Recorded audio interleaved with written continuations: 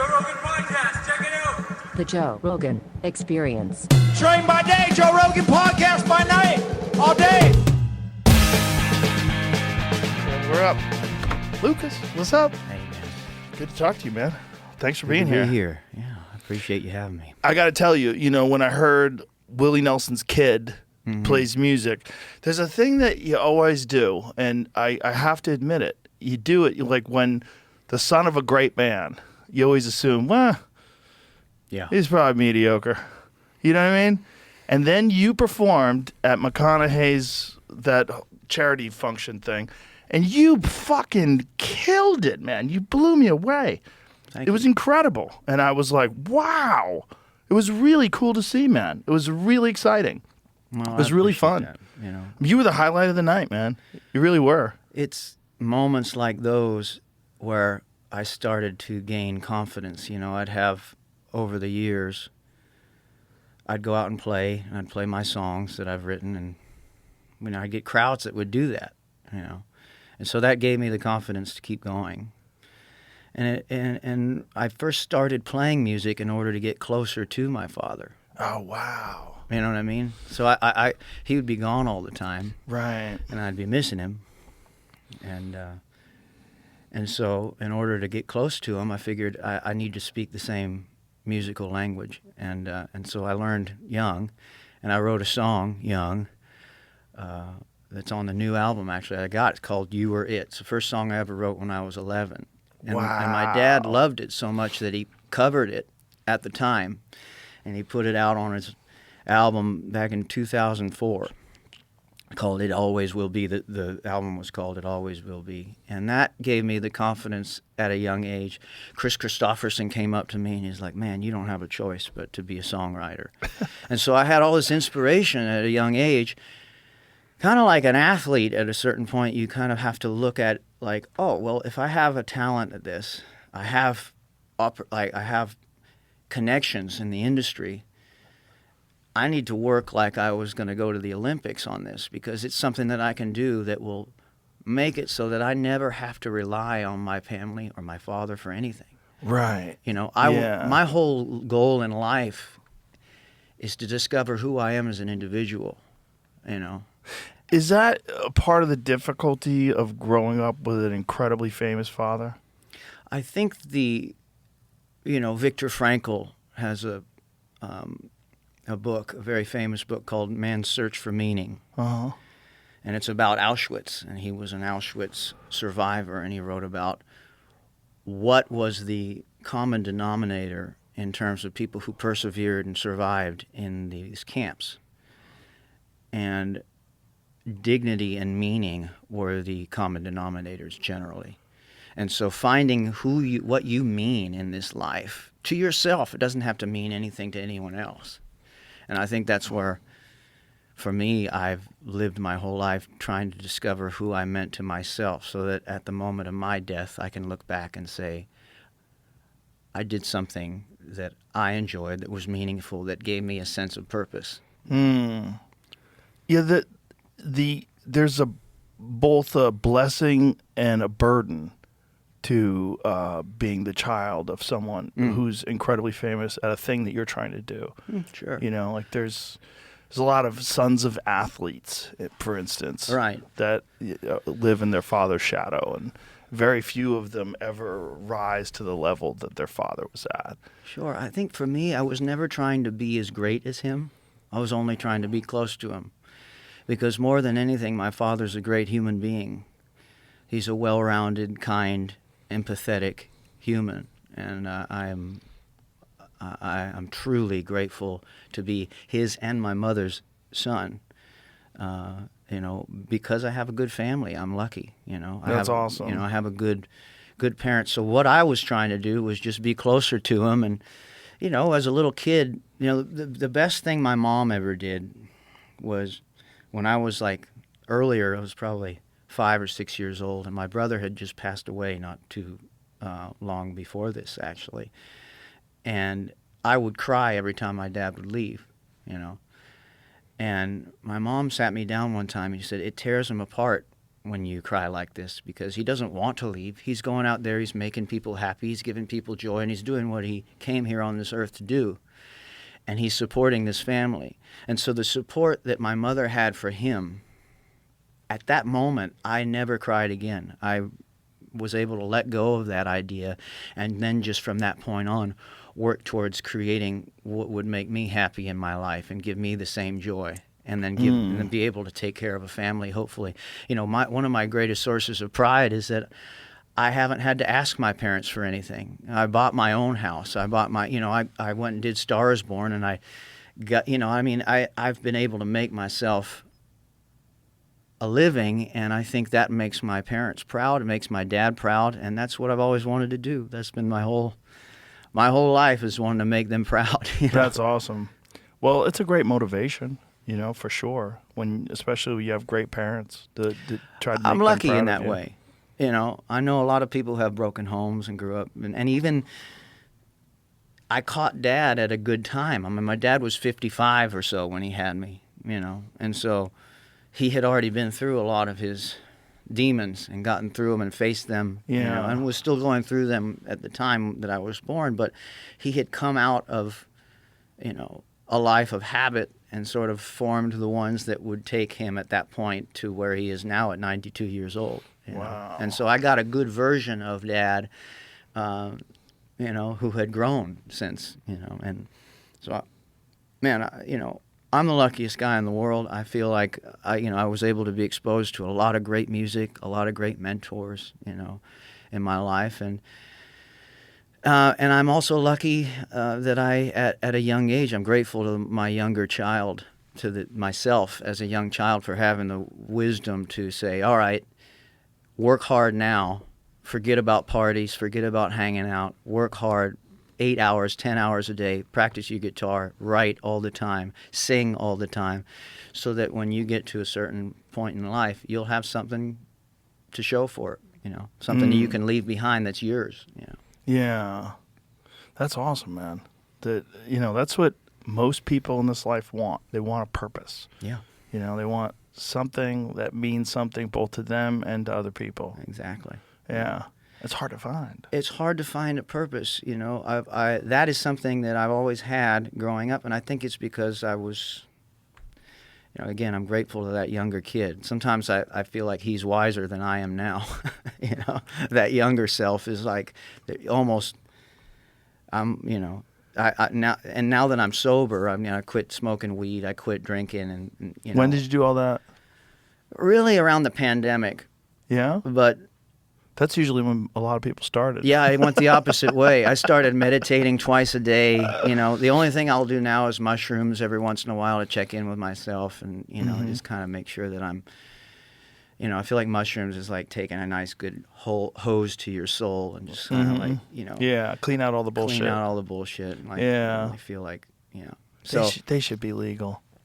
yeah, 100%. Really, if I could talk Trump into one thing, that might be the one thing.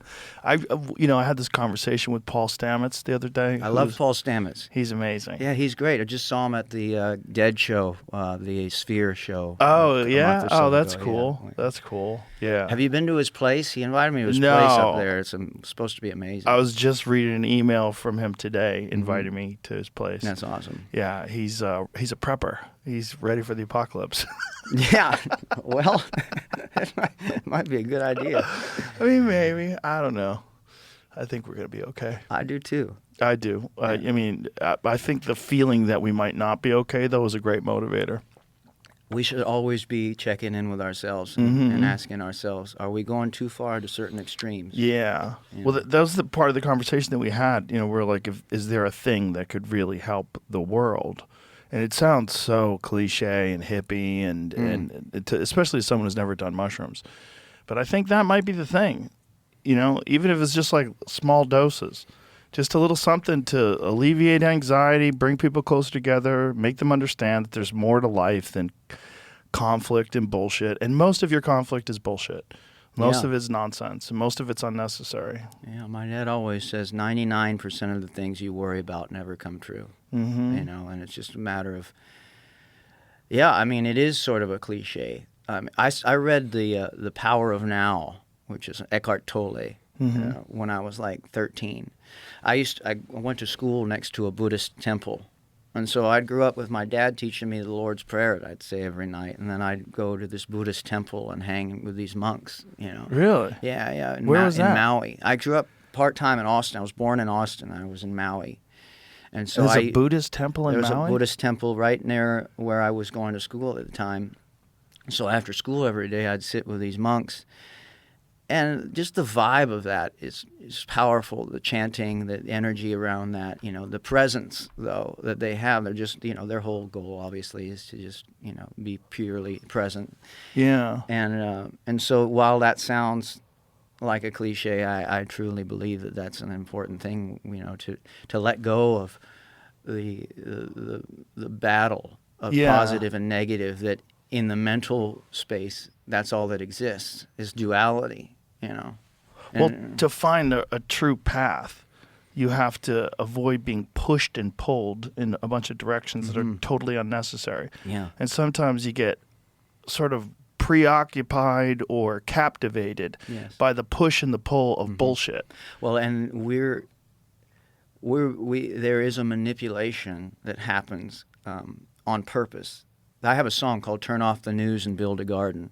Do you ever hear that song? No, I haven't heard that one. You want me to play it for you? Fuck yeah, play it. All right. This is a song called "Turn Off the News and Build a Garden," and I wrote it because because it's great advice. Yeah, and I was just the news cycle. I mean, there's a difference between being informed and being constantly captured by the cycle. Overwhelmed. Yes. Let's see. Got a tune for all your listeners.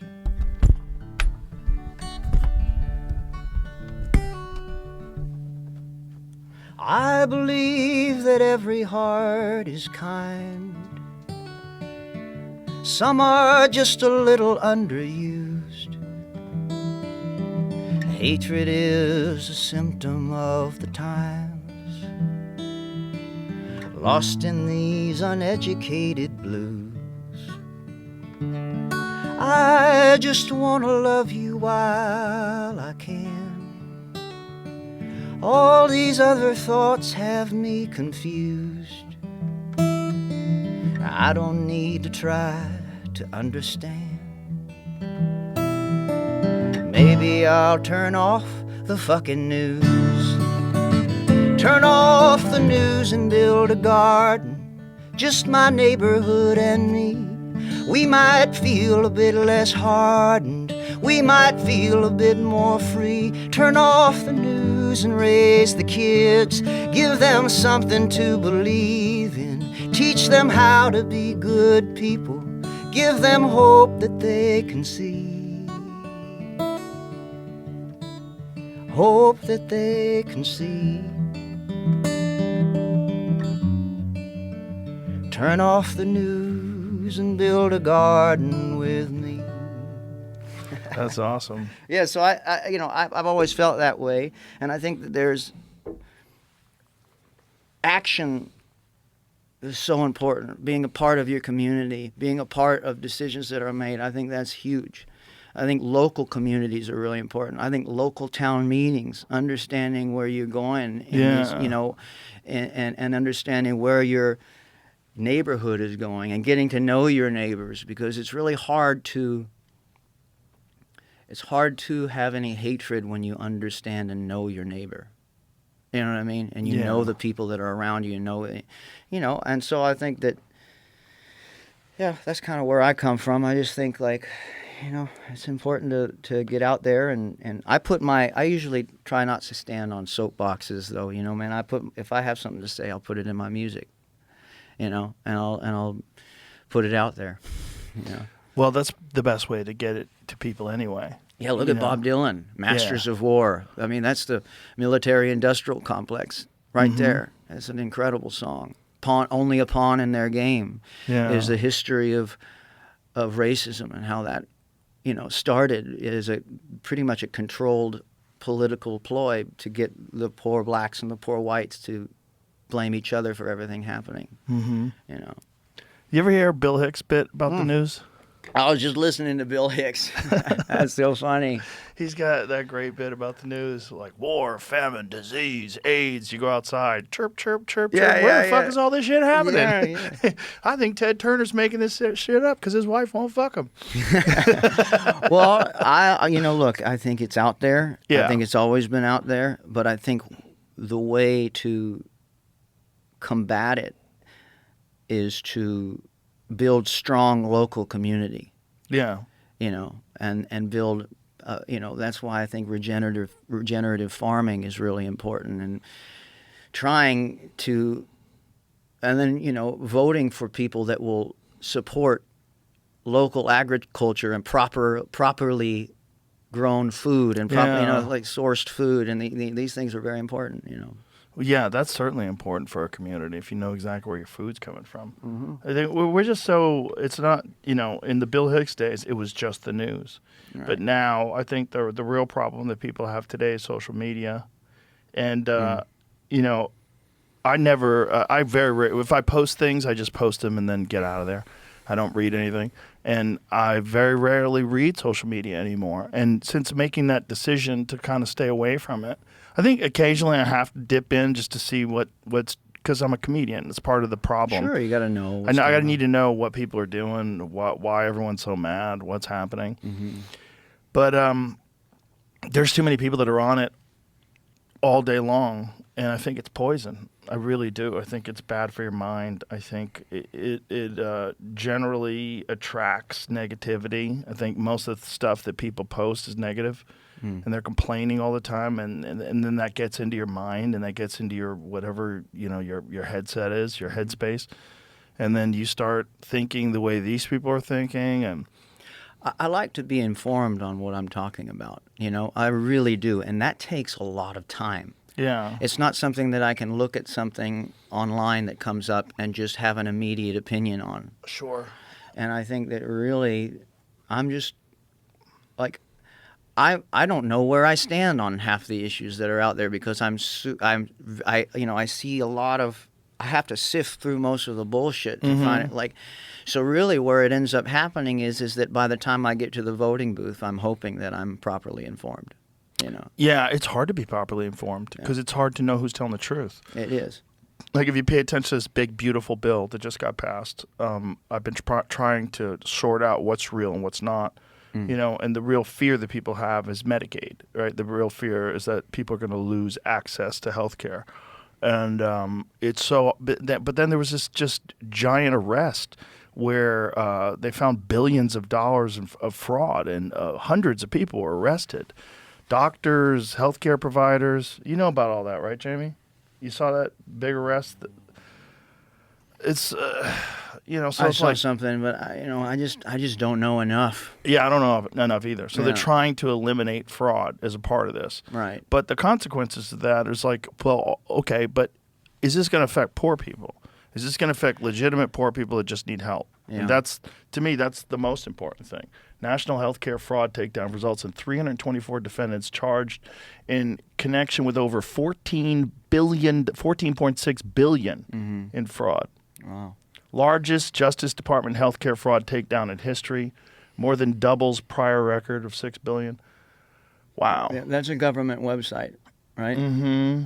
I don't know. I just I just don't know, and I don't know enough, and I know that there's probably more to the story than we're seeing. Oh yeah, for sure, right? And always. so that's kind of how controlled opposition works, too. You just sort of Says Medicare and Medicaid services also announced it successfully prevented over $4 billion from being paid in response to false and fraudulent claims, and that it suspended or revoked the billing privilege of 205 providers in the month leading up to the takedown, civil charges against 20 defendants for $14.2 million in alleged fraud, as well as civil settlements with over 106 defendants, totaling in $34.3 million. Yeah. Well, I'll have to do some research. Or not. Well, that's the thing. I'm a musician, man. Right. This episode is brought to you by Visible. I want to let you in on something. Your current wireless carrier does not want you to know about Visible because Visible is the ultimate wireless hack. No confusing plans with surprise fees, no nonsense, just fast speeds, great coverage without the premium cost. With Visible, you get one-line wireless with unlimited data powered by Verizon's network for $25 a month, taxes and fees included. Seriously, $25 a month flat. What you see is what you pay. No hidden fees on top of that. Ready to see? Join now and unlock unlimited data for just $25 a month on the Visible plan. Don't think wireless can be so transparent? So Visible? Well, now you know. Switch today at visible.com/Rogan. Terms apply. See visible.com for plan features and network management details. I know, this is the thing. Like, I don't want to waste my day going through all that freaking out about I do think it's important to know. But at the same time, what I do know is that there's a lot of marginalized communities, whether it's a class issue or it's I just see that there's a lot of people who don't have a lot of money who are suffering, and for sure, and there's a lot of people getting caught in crossfire all over the world, and it's a humanitarian issue, and I think and so. I, as a musician, I have a responsibility to observe.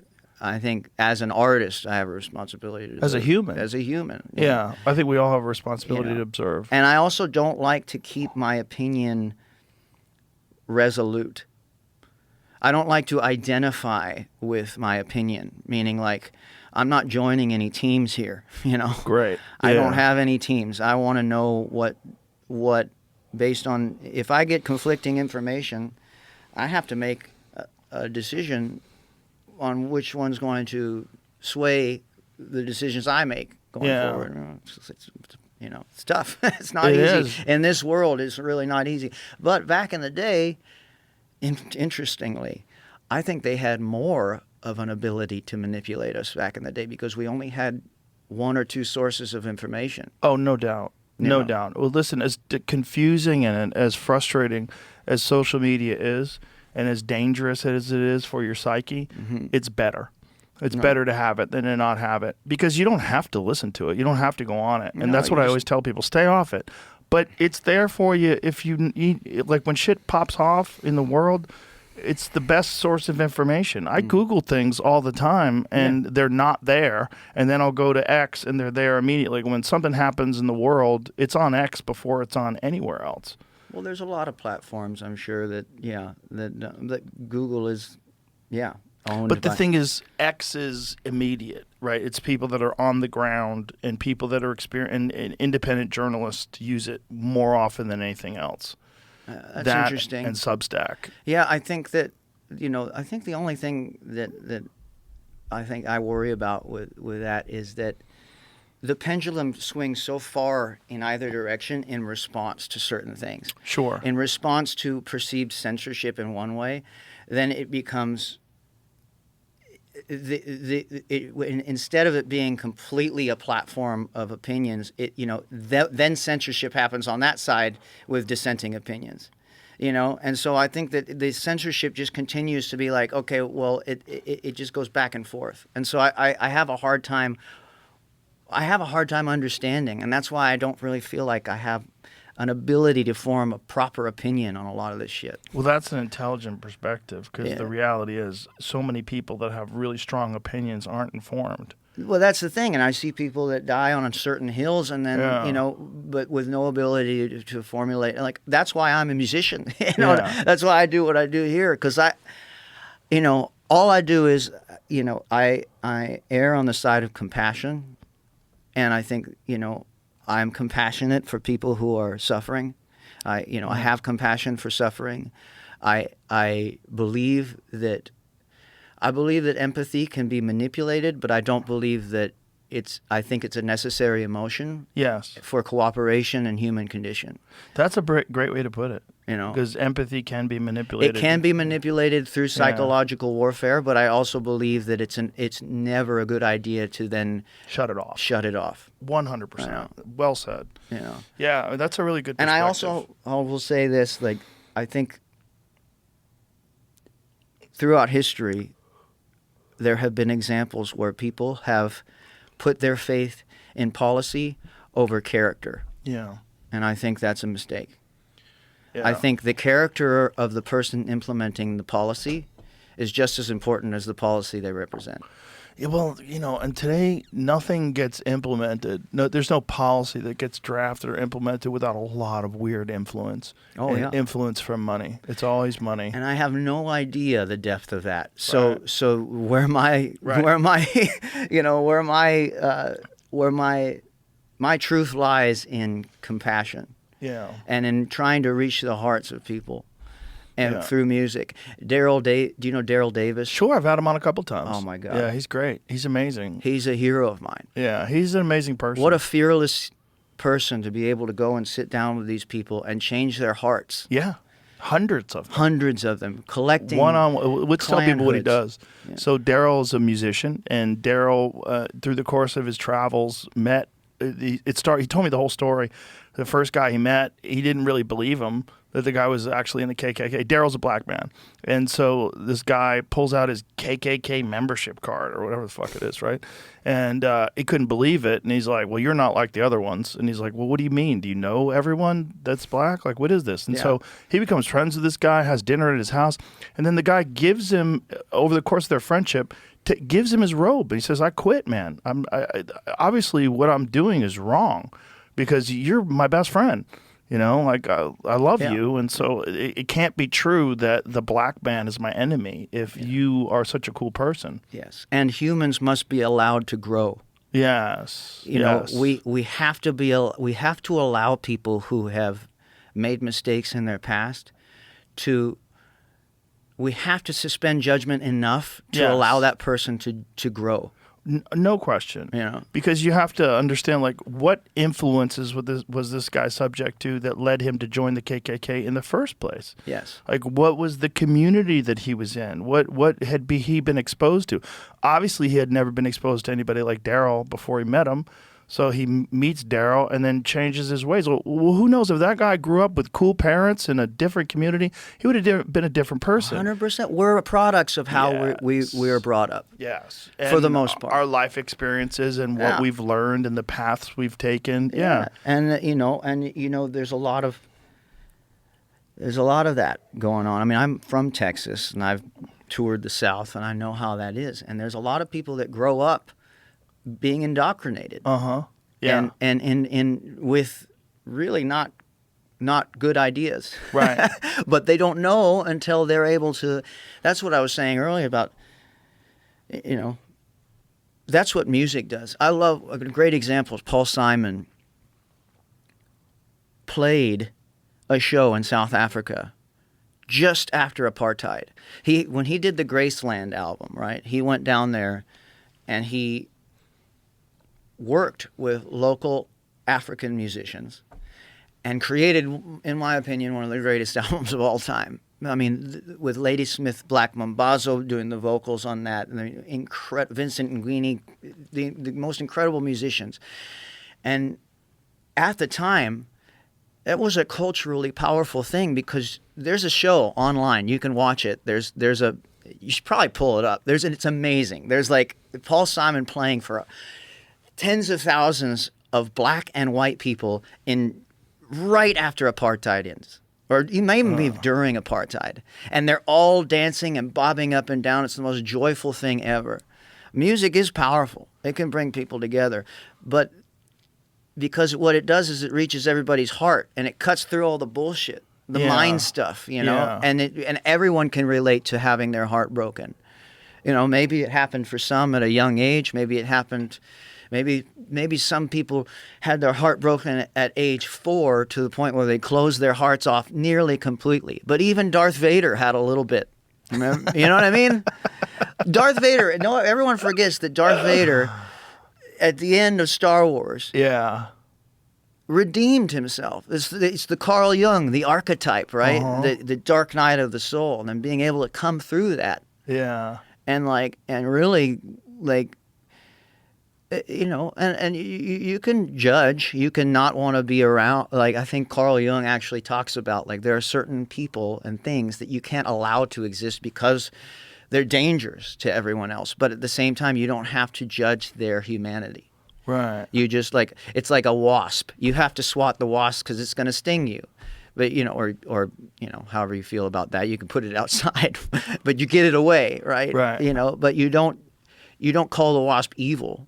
Right. There are people that have just been corrupted for whatever reasons to the point where you just need to remove them from the situation. But I try not to have hatred towards that. I just sort of understand that they are where they are in their lives, and they got there for some reason. Well, it's a cautionary tale for everyone. Yeah. That's the thing about today's access to information is you could see so many different cautionary tales. You could see so many different people that went down the absolute wrong road, and you get to see them, and you get to shine a light on them in this very strange time. And you get to see, like, this is, you could have been that person. Anybody could have been that person. We're so all easily. Yeah. We have so many similarities. All of us do, and we have to recognize that your unique situation in life, your unique community, family, life experiences, all the things you've gone through that have made you who you are today, didn't have to be that way. You could have been in the worst circumstances, and there's people that are in the worst circumstances, and they're a product of that. And that's the weirdness of life. There's not necessarily good and evil. There's good and evil results, but humans inherently, we have both inside. Yeah, we have both inside. We're the yin and the yang. Yeah. I think you need that, unfortunately, too. We need to know that exists in order to grow. When people, ask, and I'm a very lucky human. So, like, I say all these things with hopefully the right perspective that I am, as far as I'm in, like, the top 1% of the luckiest people, or probably even the higher than that, with access to clean water. I don't have to worry about when I'm pulled over being shot. I don't, there are a lot of things that I can be very grateful for. And so when I make comments about these things, I can only come from my own perspective. Yeah, of course. But I do believe that we all have the light and the dark inside us.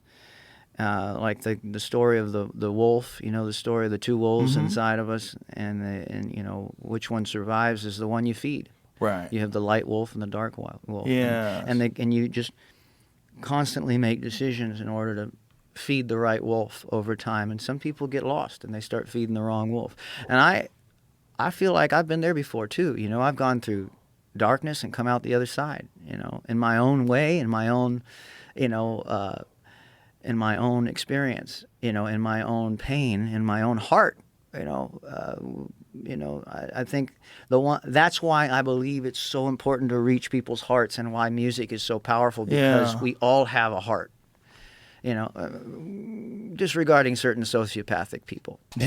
We all, for the most part, we all have a heart and so that's where you reach, and I think sociopaths, that's on a spectrum too, is what we're hearing. You know what I mean? So you have people who can learn sociopathic behavior but aren't necessarily devoid of feeling. Right. There's people that become sociopaths or survive, I bet. Exactly. Oh, yeah, absolutely. I'm sure. 100%. Yeah.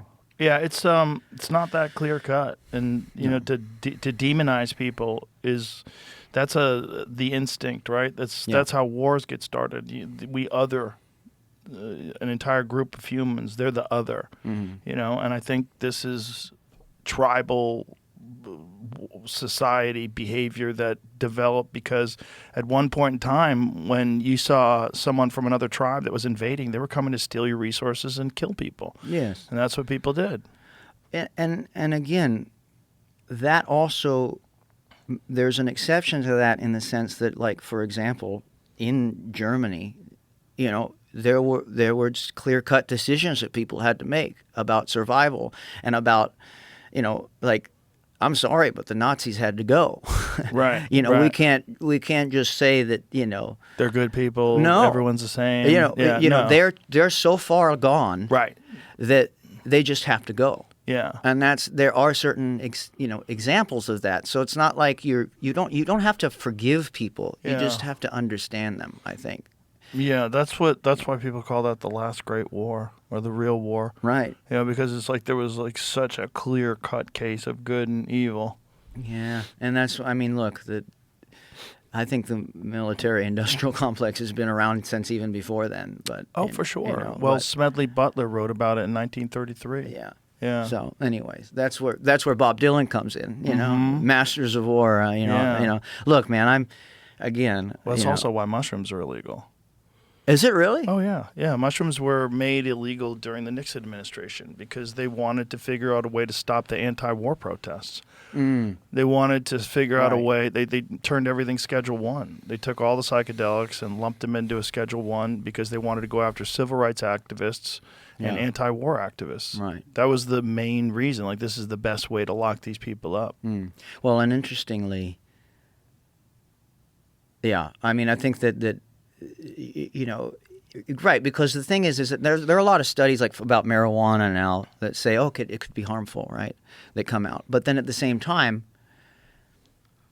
the way that that's harmful, and then the you know, comparatively to the other things that are legal and allowed to just propagate, Yeah, you like know, whiskey. or Yeah. cigarettes. Cigarettes, You know, yeah. like, I mean, like, you know, you have it. There's obviously a bias against, and that you can see clearly, and obviously it came from this. Well, it's also deep-seated who's thing. funding these studies, Right. And what did they look for when they're funding these studies, and did they have? It was their bias attached to these studies. Like, what does this mean? You know, like I know a lot of people who use marijuana. It's not harmful to them at all. So, like, did you include those people in that study? Like, and then I know people that use marijuana, and it really does it consumes their life. Yeah. They overindulge. Yeah, I had to stop. What was happening with you with it? Well, I had to stop for many reasons. I wanted to be clear-headed. I started exercising a lot. You know, I got my Whoop. You know, I got my Whoop right here. You know, I started tracking my sleep.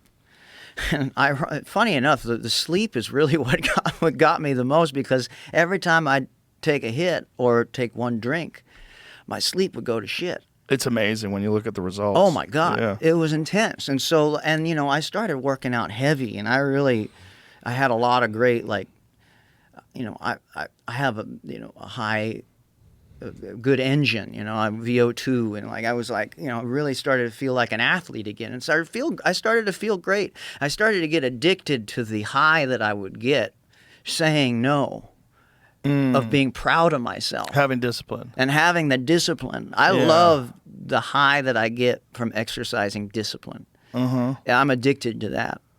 That's a good thing to be addicted Totally. to. Yeah. Right? You Yeah. get addicted to that feeling that you get that's like, Self-improvement. you know, like Goggins, he talks about, you know, all carrot, no stick, right? Or all stick, no carrot. Can't remember which one it is.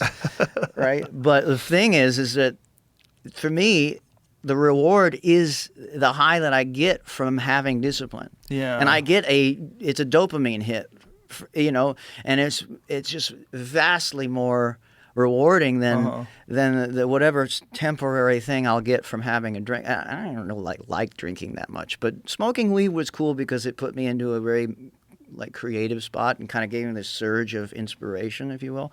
But it's bad for my lungs, and there were a lot of ups and downs emotionally. I'd get high and I'd get low, and I'd get high and I'd get low, and now this clarity, you know, that I have is just, it's incredible. You know, it's just this steady, you know, it's this steady sort of joy, you know, that I mean, because I had to face myself too. When you get clear, you have to, things come up, and then you look at them, and you're like, and things that maybe you didn't want to look at before, you know. Yeah. Habits that you had, or things in your past that you have to forgive yourself for, but you didn't really, they're like floating in the back of your mind as unfinished thoughts. And so without it, all of that masking, I was able to sit and I mean, look, I was able to sit and write this record, which is the most clear album I've ever, I wanted to know who I was throughout without all the, I didn't want to chase a 6-minute guitar solo. I didn't want to chase, I wanted to just figure out who I was, stripped away from all that. It's funny, there's this guy, Marcus Dowling, he's writes for the Tennessean, and I was sitting talking to him in Nashville, and he said that when I he was ready to listen to my record, and he was about to have a whiskey, and the first song comes up, and he puts his whiskey down. He's like, "Oh, I don't want to drink for this," and I think that music puts you in the state of mind that the artist is in when they recorded it or when they wrote it. So it's kind of almost like interesting that he decided to put his drink down when he heard this album, like the first song, because like that's where I'm at, And so I wonder if there's that feeling of like this kind of like it's less of a jam band thing and more of just like straight songs. And there's probably definitely something to that, because I think that's something that happens when someone's on stage performing. It's like you let them take over your mind. Mm-hmm. You let the music and the song. It's like creating a holographic bubble that you're all participating in this this vibe. Sort of vibe. Yeah. Uh-huh. And you were there at the McConaughey thing, which it was an electric feeling, right? Yeah, it was pretty wild. It was wild. Yeah, it was awesome. And I felt like, it was cool to see everyone there, and just like, it just There's also like the added thing to that they do that every year, and it's a charity. Yeah. And all the money goes to You're good. giving back. Yeah. And a lot of charities, right? There's like 5 different charities that they Yeah. were given to. McConaughey,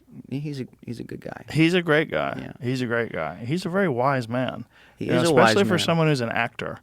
Yeah. A lot of them, and that's a thing that I have to get over, because I was around so many of them in LA that were fools that I just immediately associate acting with like these empty vessels that are just struggling for attention and trying to say the things that they think will get them the best spot. Yeah. I think that, look, I mean, to become an entertainer, there's a level of self-absorption that that you have to sort of like accept. All right, I got a big ego. Now, can I keep my ego in check for my whole life? Like I think my dad has, Right. I mean, I see my dad as a great example. I see Paul Simon as a great example. Right. I see, Neil, and I see these people that like they're just artists through and through. You know what I mean? Yeah. And for better or worse, not perfect people, but they are who they are. And they, for the most part, I know my dad has an ego, but he has a good relationship with it, because the ego is just the representation of who we are to the rest of the world, Well, everyone has an ego. Yeah, we all do. And the struggle with the ego is just like the struggle with good and evil. I think part of it is necessary for you to overcome. Yeah. You need that. Yeah. You need those. And you also need to see people fall prey to it. And we Have you see heard that a of lot. Ren? There's an artist named Ren. No. Oh man, you'd love his work. He's like he plays guitar and he sings amazing. Spell it? R-E-N. R-E-N? He's from England, or he's from Wales. He's Welsh. Oh, okay. And this guy. That dude. Yeah, so he's got a song called Listen to some of this. High Ren. Listen to High Ren. Yeah, this is the one. Here, put the headphones on. Oh, okay. I've seen him for a while. He's like he started as a busker, kind of. Right? One of them dudes at the subway station. Yeah. This is a crazy song. It's about communicating with your ego. What a weird fucking start to a video. A guy with a pig mask on. Oh man. Hi, Ren.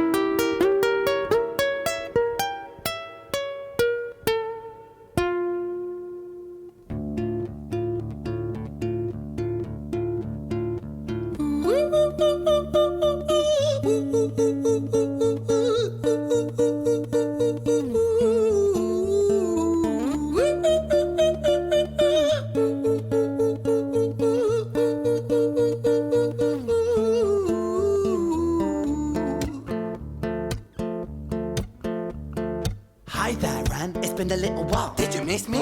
You thought you buried me, didn't you? Risky. Cause I always come back. Deep down you know that. Deep down you know I'm always in periphery. Ran on your pleased to see me. It's been weeks since we spoke, bro. I know you need me. You're the sheep, I'm the shepherd. Not your place to lead me. Not your place to be biting off the hand that feeds me. Hi, Bren. I've been taking some time to be distant. I've been taking some time to be still. I've been taking some time to be by myself since my therapist told me I'm ill. And I've been making some progress lately, and I've learned some new coping skills. So I haven't really needed you much, man. I think we need to just step back and chill. Ren, you sound more insane than I do. You think that those doctors are really there to guide you? Been through this a million times. Your civilian mind is so perfect to always being lied to. Okay, take another pill, boy. Drown yourself in the sound of white noise. Follow this 10-step program, rejoice. All your problems will be gone. Fucking dumb boy. Nah, mate. This time is different, man. Trust me. I feel like things might be falling in place. Right. He just has a whole conversation with his own mind, his own ego. Yeah. And it tries to tell him, that he's not worth shit. And then he's like, no, wait, I'm getting myself together. And this whole conversation with him, and then at the end it talks about where good and evil isn't a battle, it's a dance. And no one ever wins.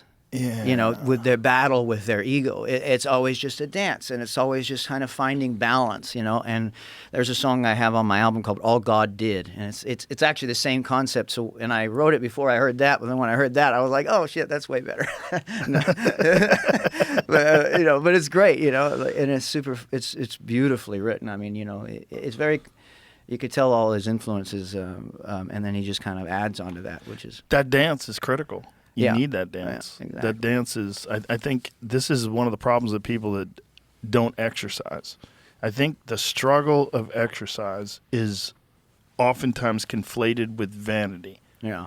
And I don't think it's that. I think you can keep your body covered up to the end of time and never be proud of it, and you will benefit greatly from the struggle of exercise. Because I think the struggle of exercise is mental as much as it is physical.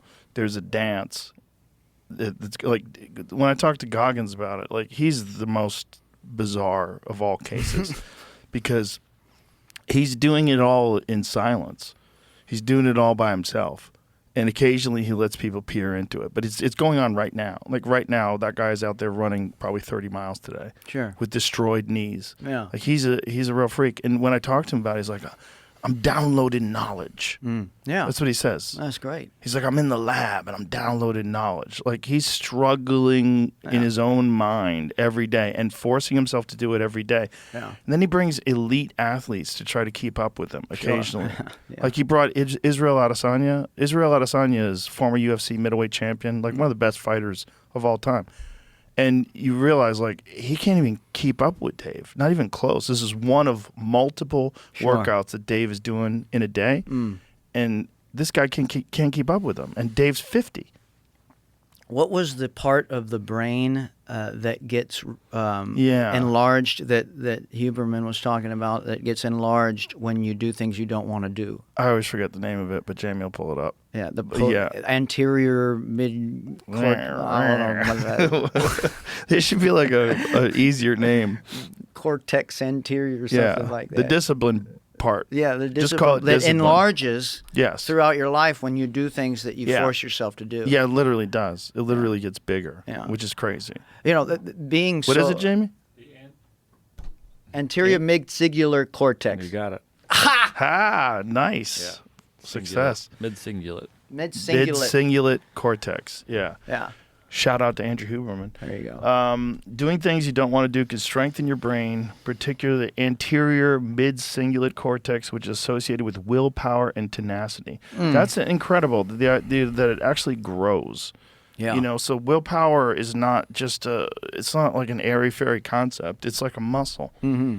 No, it's incredible that willpower can be enhanced. Yes. That's it just goes to brain plasticity and and that's a concept that I think a lot of people don't understand, is that we are not set in who we are. Right. We are, especially if we adopt a growth mindset. Right. That we are never set in who we are. We can always improve and refine the neural structure of our brain to Not- where that it works more efficiently. You know? Not just that, but you have to. Right. It never ends. Like, there's never a time when you're done with discipline. It's Right. not, you don't just get it and now I have discipline. No, every day is a struggle. Whoa. Goggins said that. He goes, sometimes I stare at my sneakers for like a half hour before I put those motherfuckers on. Yeah. At like like- 4 a.m, Yeah. you know, every day. Yeah. But here's the thing: is that it becomes a philosophical question, because when you say you have to, there are people who get by life, you know, and there is a Tibetan tradition that the monks do where they spend months and they take these little like flute things and they have colored sand, right? And they all sit in a circle, and it takes them months sometimes to create this beautiful, intricate sand art. And they chant while they do it, and it's this most incredible thing. And at the end, they go, and they blow it all away. Yeah. And it's meant to represent the impermanence of life. But then it's meant to also pose the question, why make something so beautiful when it's going to be, when you know it's impermanent? And I believe it goes back to the first thing we started talking about today, which is that meaning is everything in life.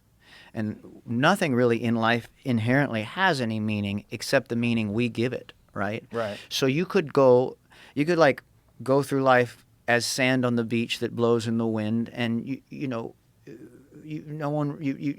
wouldn't really mean much when you blow one way or another. Yeah. But if you choose to give your life meaning and build a sandcastle and make it as intricate and beautiful as you can and make it like, as detailed as possible, knowing that one day it's going to get washed away, the only person that it matters to is you, and knowing that you did the best you could at that moment that the wave comes. Yeah. If that's true, they should never let anybody film them making those things. They should never let anyone film them making those things, because then it becomes permanent. Someone can see it forever. Sure, but You know what I'm saying? But yet again, I think it's for them anyways. Yes. It's not sure. for everyone else. But like when you let people peer into that world and you film it, there's something about that. Like, okay, you just cheated it.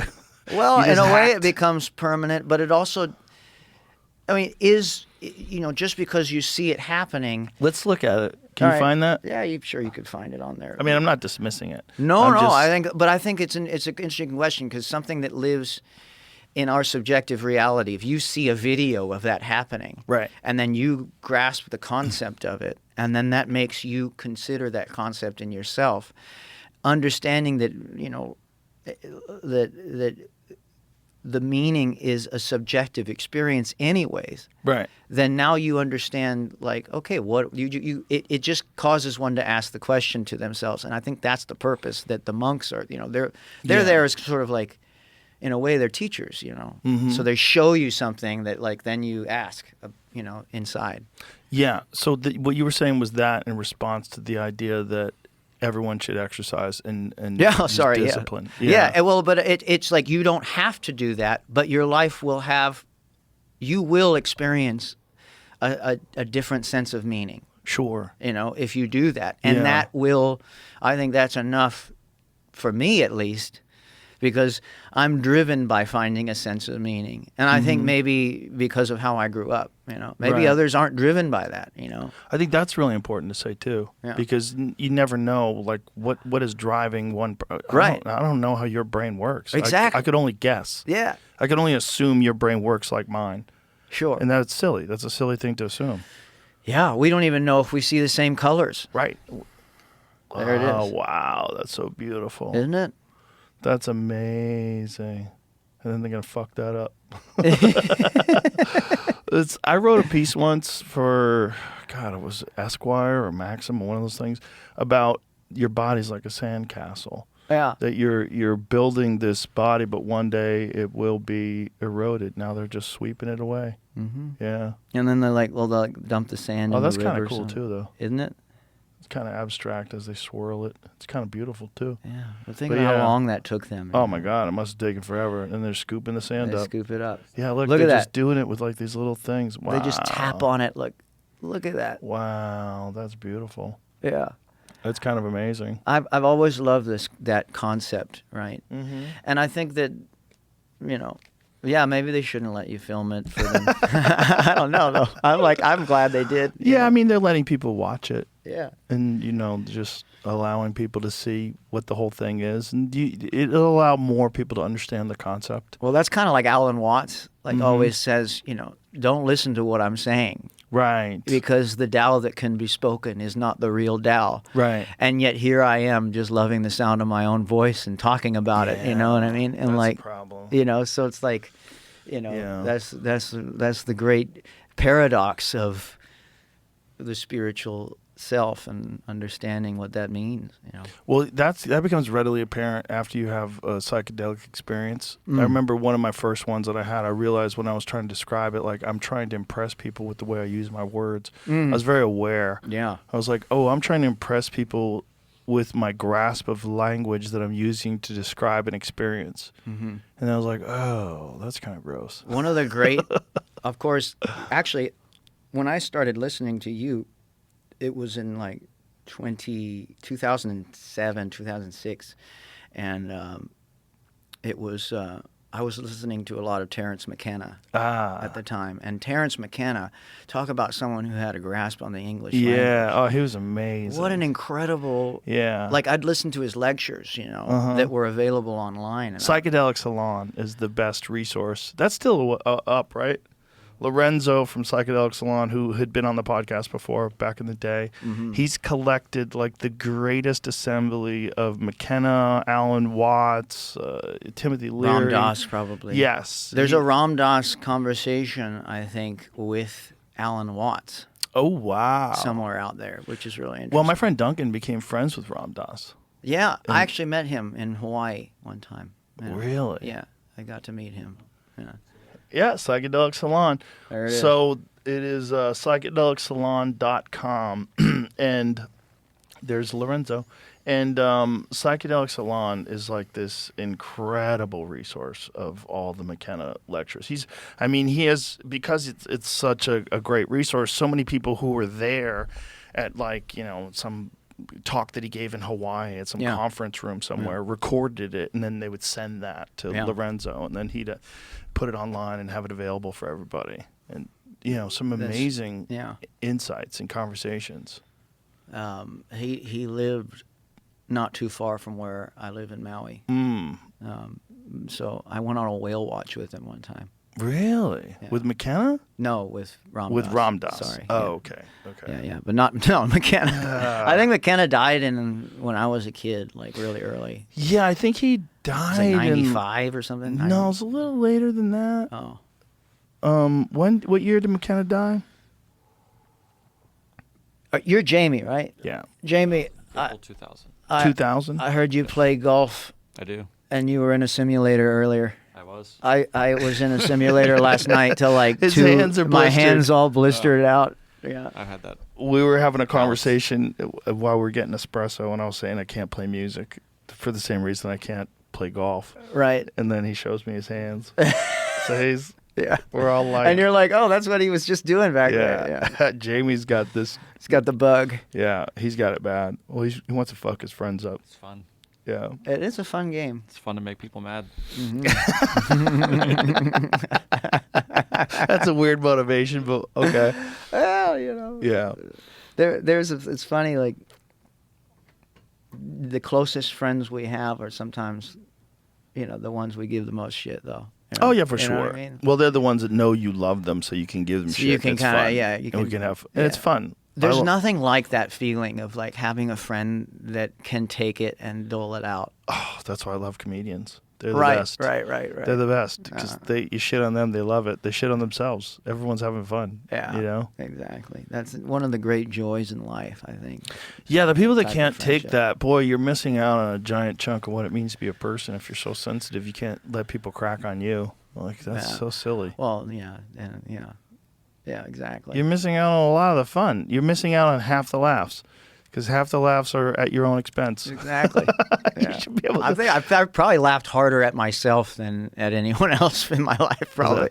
That's a healthy perspective then you're a fairly healthy person. Oh, yeah. Well, I mean, it's funny. We're running around trying to find meaning in life, and one day, like one day is a crazy thought, but one day the last remembrance of the human experience will happen. Yes. And Shit, it might be in our lifetime. yeah, I doubt it. I think it'll be because even now we're uploaded into the AI system, so like something will survive, Something. artifact.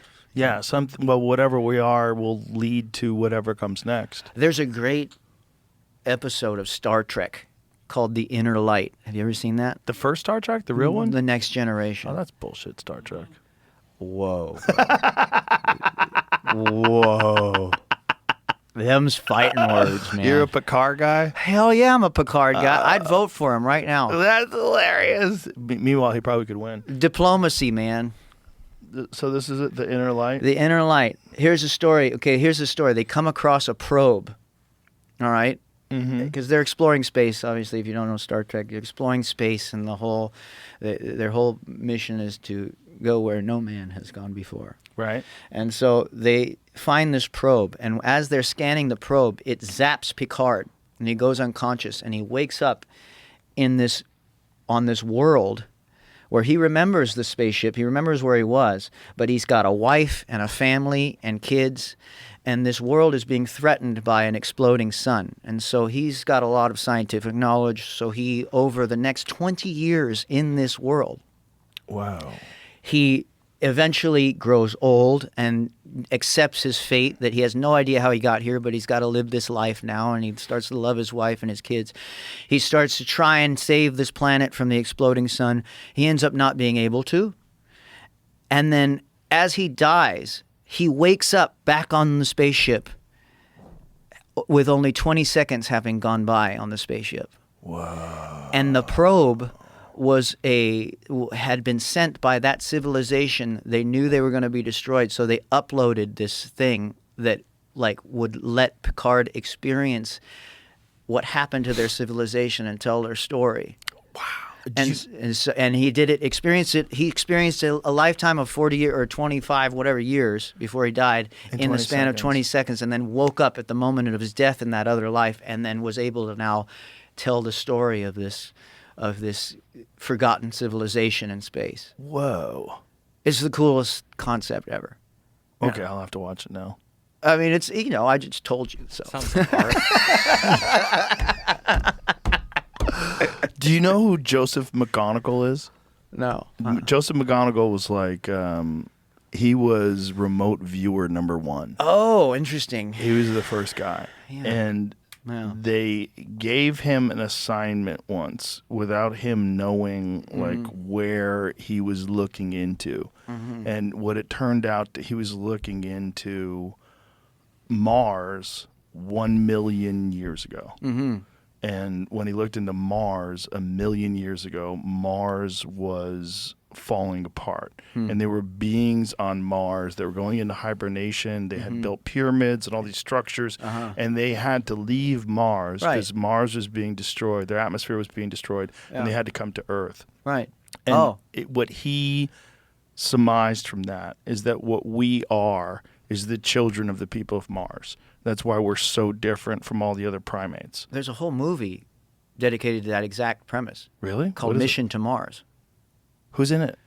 I don't know. Is it an is old it movie? Greg Kinnear, maybe? Greg Kinnear? No, I don't For know. Let's look at it, because it's like a great movie, and it's Really? about that at the I might end. have seen it now that I'm thinking Yeah, about it. Gary Sinise. Gary and Tim Robbins, Sinise. Gary Don Sinise. Cheadle. What year was this? 2000. Okay, Yeah. I don't Mission think to I did Mars. see it. Yeah. And that's exactly the premise of the entire movie. And so the premise of the movie is that these people... They go on a mission to Mars. They see like a structure on the surface of Mars, so they go and they check it out. Whoa. And then that's the whole thing. And they realize that Mars... Well, this is not outside of the realm of possibility. No, not at And all. one of the reasons why I say that is they've recently found structures on Mars that are so obviously man-made that it's almost impossible to deny. I showed it to Elon, and he's like, "Oh, we should go look at it." Okay, but here's the thing about Have you seen that? Do you know what I'm talking about? No. Show him the square on Mars. So there's this. In the 1970s, they took satellite photos of what looked like a face on Mars in Cydonia. And I it's remember. kind of saw weird. It. Yeah. Kind of weird, but it's hard to say if that's like there's things on Earth that look like faces that it's just like it's just a natural formation. Right. But then they found this. This is recent. Look at that. I mean, what the fuck is that, man? Look at those right angles. Look at that. That's on Mars. Yeah. And That's interesting. that may have been a structure at It one may point in have. time. Yeah. I mean, look. It's too complete. It's too square. It's a square.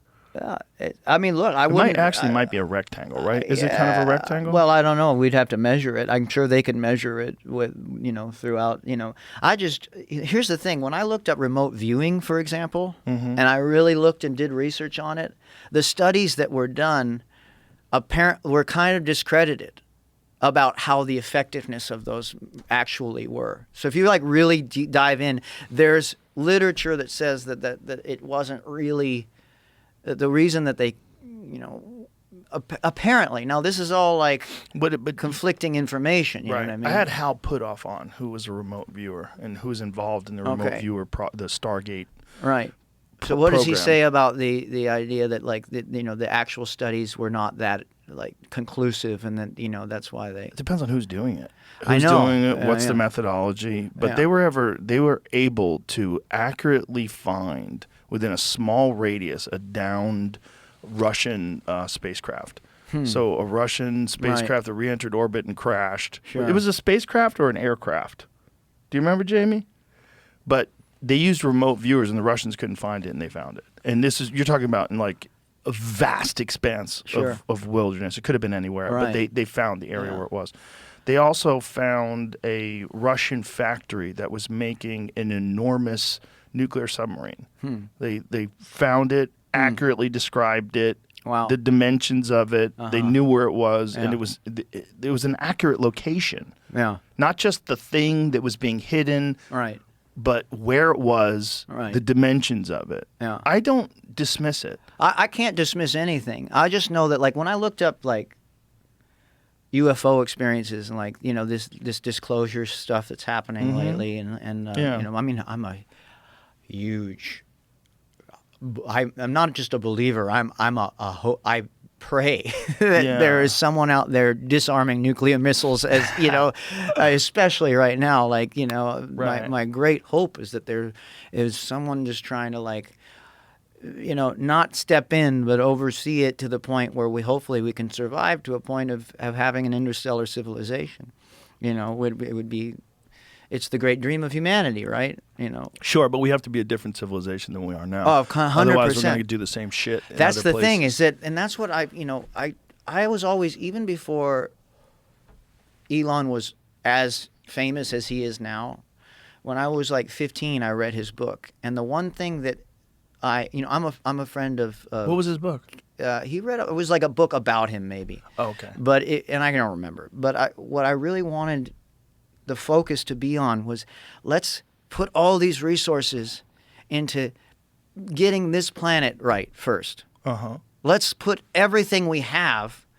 And, it felt at the time okay, well, yes, we're spending all this money to go off, and maybe we're hopeless. It's possible that we're hopeless, and it sounds like that's where they err on this. It's oh, well, humanity on Earth is just over. We just have to go somewhere else. But then if we go somewhere else, we're just going to do the same thing, like you're saying. Yeah. So all of the resources, in my opinion, should be focused on there's devices that they have invented that can be put in river mouths around the world to filter out pollution and plastics going into the ocean, right? And it's this incredible technology. If the budgets were spent towards these innovations, and maybe AI will help it. Right now AI is kind of a tax on the planet in terms of it's not very good for it. But maybe the AI technology itself will then invent something that makes itself more efficient for the planet. What do you mean by AI as a tax? Well, on the because the planet? energy required for the servers and all of that is it drains a lot of resource. Right. And so, but what AI may do is help us create an ion battery or something that makes energy give off less, you can have this much more energy with way less heat and way less, Right. and so then you can create, instead of having to have giant warehouses full of servers, you can have just, like it's the same stuff that happened with the computer, Right. where the computer required a giant building when it was first created, and now you have computers smaller than a. Just to be thing. clear, Elon's position is not that Earth is like that humans are helpless or hopeless and we have to just leave Earth. It's not that. It's that life is so fragile here because of the possibility not just of us fucking it up, but of natural disasters. And that we Sure. need to become interstellar in order to propagate life and to survive. And so we can carry on this Yeah. growth that we're involved in Sure. as a human species because Okay. they just what was the number that they just found? A bunch of new asteroids. Like the possibility of us being hit by a near Earth object is extremely high over the next X amount of hundreds of years. It's extremely high, and these things might not wipe everything out, but they'll start civilization all over again. They'll Sure. bring us back to cave people. So the idea was that the more places that we are, the more likelihood that the human race survives. It's not just that we're So, going to fuck this up. And I appreciate wanting the human race to survive. Don't get me wrong. But it should be better than it is now. I want us to learn our lessons on this planet. Yeah. And I think that that's even more important than surviving. I mean, here's the thing. When you ask yourself, when someone asks themselves, have I lived a life worth living? Is a life worth living someone who lives a very long time? Or is a life worth living someone who's lived a good life and maybe for shorter? So what is the ultimate effect that humanity has on the natural world and environment? Do we deserve to be spacefaring? And if we do, then I say let's go. But I think Deserved by whose judgment? Though? well, it's by my own individual judgment at this Right. point, But are we better than the lions who killed the gazelles? No, but the We're all- lions, all the natural world works cyclically. The way that the lion kills the gazelle and the way that the alligator takes the Tourist? Yeah, exactly. Everything works with balance in nature. You have just enough give and take. It's worked that way for years, and then yes, extinction events happen, and then things die out, but there has never been a creature on the planet with the ability like we have to take as much resource as we can Right. without replenishing that or balancing that out. Right. So we, I think, have a responsibility as humanity to understand how to balance ourselves with and harmonize with nature. And I think that's where my great hope is that we figure out how to find a cyclical arrangement with nature, where just like photosynthesis, just like plants give us oxygen, Yeah. and then the carbon dioxide we breathe, then the plants then sequester. Well, our disconnection to nature might be a part of our disconnection to psychedelics. That might be one of the reasons why we're disconnected, is we're lacking a crucial element that's there to humble the human species. And Yes. I think That's the great key. I think humility. that's part of it. I really do. And I think that these monsters that were trying to silence the anti-war and the civil rights movement in the 1970s by making those things illegal, Yep. they hampered our development, but not all of it, right? So our technological development continued, but our spiritual development ceased. Yeah, and intellect devoid of wisdom is dangerous. Yeah, for sure. Especially like overcome with ego. Yeah. Intellect overcome with ego is like really disgusting. So, and the thing about it is that no one believes they're a monster. right. Everyone They think justifies they're doing good. Right. their behavior, Right. and they think they're doing good. Sure. I mean, with the exception of, like I said, a few sociopathic, completely devoid of empathy Right. individuals. Yeah. But for the most part, everyone justifies their behavior Yeah. for themselves. They judge themselves, and then they somehow make it, well, because I'm doing this, I can sleep at night. And so they let themselves sleep at night. And a lot of times they should be looking at themselves and changing, but they don't, Yeah. And so that's why my policy is I try to just always look at myself and see, is this actually beneficial for not just me, but for the people around me, And music has been one of the great things in life that is a win-win, Yes. It's always a win-win. Yeah, that's a great way to look at it. It's like, wow, I'm so lucky to just be able to observe, be able to play, be able to sleep well for the most it's like part. you're a chef for the soul. Like, like a chef provides food. It's a win-win. Yeah. People eat. It's wonderful. You enjoy the food. Oh, man. It sustains you. And Yeah. I think music is, that's a lot of what a musician is. They're a chef for the soul. Jimi Hendrix, Yeah. you're a huge fan. Huge. Yeah, huge. he was. Other than my dad, it was Jimmy and Stevie Ray Vaughan. And Oh, Stevie yeah. Ray being here Yeah. from Austin, I sort of had a special affinity for, even though Hendrix.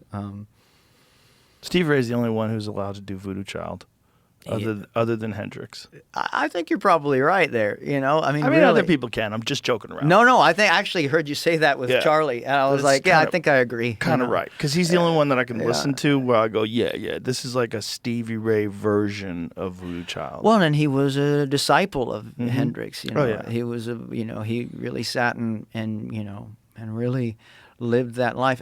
But that's the thing that I learned that was the best lesson I learned. It goes back to why I am sober now and where I'm at. It was because I think the greatest lie I ever believed for so long. I did 15 years on the road. 250 shows a year, and I told myself I had to live like my heroes in order to be, and I think that's what. It didn't kill Stevie Ray, but it derailed him for a long time before he got sober. Stevie Ray died in a tragic accident. Obviously, it was just that's what happened. But I almost had a chance to drive him. really, Yeah, I was driving limousines Yeah. for this limousine company in Boston, and he was supposed to take a limousine, but he wouldn't take limousines. He would take cabs. He always wanted to take cabs. So I drove this limousine. I drove Jeff Beck once.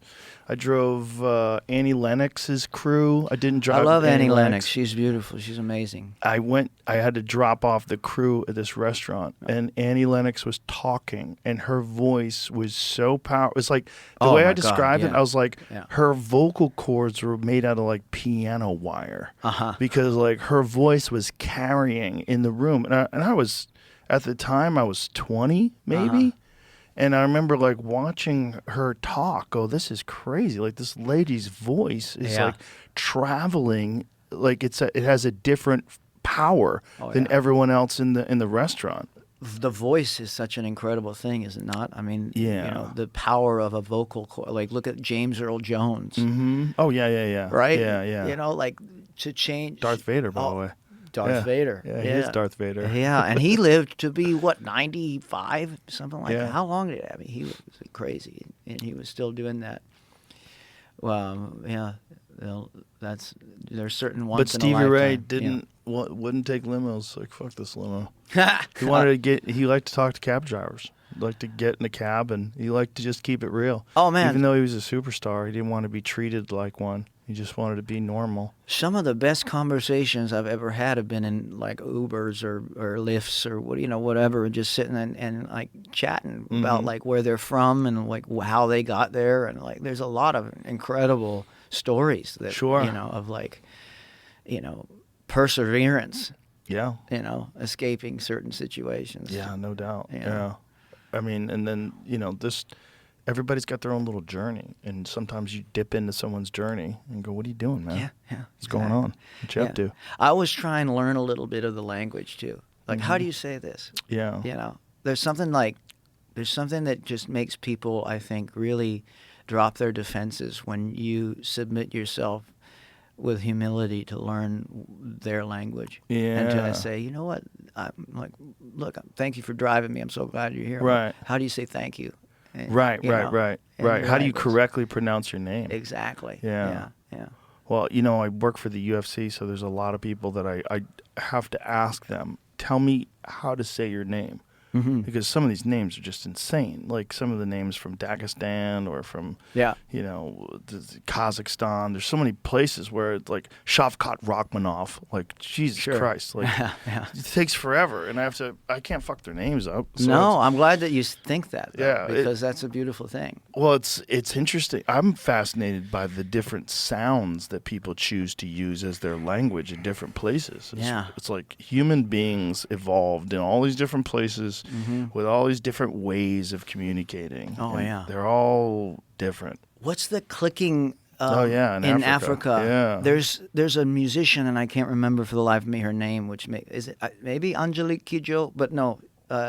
But she sings and she uses the clicks and then just does this sort of, oh my gosh, it's She uses the clicks incredible. in her singing. In her music. Oh, it's so beautiful. Oh man. Oh, you gotta wonder, like, what caused them to develop that kind of language? You know, it's like they're all developing it in a vacuum, right? Because they're all the people in that area, in that community, generation after generation after generation, all agree to communicate in this certain way. Yeah. And then they run into people in China, and you're like, well, Jesus, this is so different. And in China, there's like, I don't know how many different dialects. Oh, yeah. Yeah. And they're different, like completely different. Oh, yeah. Well, my grandparents were from Italy, and they spoke a Sicilian dialect. Ah, I'm Sicilian, too. Oh, that's my great. mother's side, yeah. But I remember me, like, learning Italian in college, and it was so different than the way that they were speaking Italian. Well, and I think, I'm not certain, but Dean Martin had a specific, and it may have been Sicilian or maybe a specific Northern Italian or Napoli, maybe it's but the way that he would sing Domenico Modugno's song, Volare, penso che un sogno così non ritorni mai più. Volare, right. And he would do it, and he'd have these like slang. In his version, it's quite different. The Italian, if you listen to both of them together. Interesting. It's really interesting, yeah. Yeah, dialects are weird, right? Yeah. So it's like people learn how. Well, I mean, look at in America, right? You can go to like New Orleans, and people have a completely different way of talking than people do in New York City. Oh yeah, yeah. Have you heard about the new? Speaking of AI, the new adventures that we're now embarking on. Some scientists, they're like using AI to communicate with animals, like whales. I saw that with cats. I saw that today, that AI... You saw it today? Yes. AI is translating cat language with like 95% accuracy. They think they know what cats are saying to each other now. Do you think that will have an effect on how we treat animals if we're able to communicate with them? Probably, yeah. Well, I'm sure you've seen dogs when people say "I love you" and they go "roar, roar, roar, roar." Yeah. Like You're like, there's something there. Yeah, they're trying to say "I love you." They just don't have the same lips. Yeah, and dogs will, they're very good at mimicking. Oh yeah. And behavior. Well, they certainly understand language, because I talk to my dog like a person. I talk to him. Yeah. Like I can say, "Come on, man, is it time to go outside? What do you want to do? You want to get crazy?" Yeah. And they're like, I'm gonna go outside. Like he knows what I'm saying. Like I don't have to say it in a certain tone. I can just say the words. He knows. Yeah. It's funny. My dad, Roger Miller. You ever hear Roger Miller? Who's Roger Miller? Trailers for sale or rent, rooms to let 50 cents. King of the Road. Oh, right. King of the Road. Yeah, that's right. So my dad and him were good friends, and he used to tell a lot of great jokes. But one of them was, "It's true. You start looking like your dog. I just got chewed out by the neighbor for shitting in their front yard."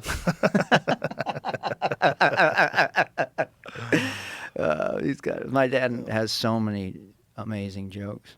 Well, it must have been really interesting, the people that your dad brought around. Yeah. Because well, one of the greatest moments I ever felt like I was a part of was just a sort of a normal afternoon, and I was in Hawaii, and I was at my parents' house there, and it was me and Dad were sitting around, and Chris Christopherson walks by, and walks in. They're on their way to the airport or coming from the airport or whatever, and in walks in with him Muhammad Ali. Whoa!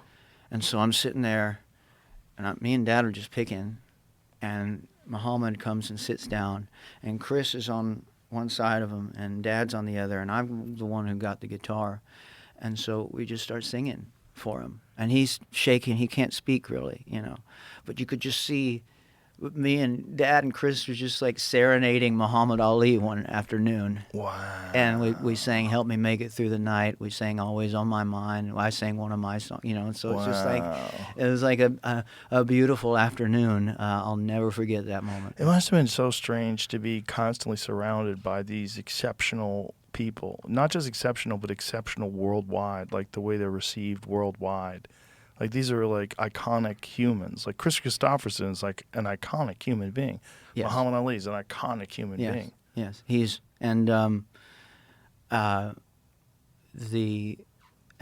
key language there is a human being, well-rounded, Yeah. thoughtful, empathetic. You know? Yeah. I mean, wise. You know, Wise. and these people are, you know, they made their life their work. Jimi Hendrix, I think, was famous in saying that you know, your art isn't just the music; it's your life. You make your life the work of art. You know? And that's what I mean. He had no problem with all the colors that he used in his whole life. You know, he had no problem expressing himself in many other forms other than, you know, and how he dressed and how he worked. You know, everything was an expression of who he was in his art. And I, you know, I'm grateful to have been exposed to a lot of those people in my life. Yeah. It's just a very exceptional childhood in that regard, right? Because for some people, they grow up, and I remember the first time I ever met, like, a really famous person, I was like, whoa, this is weird.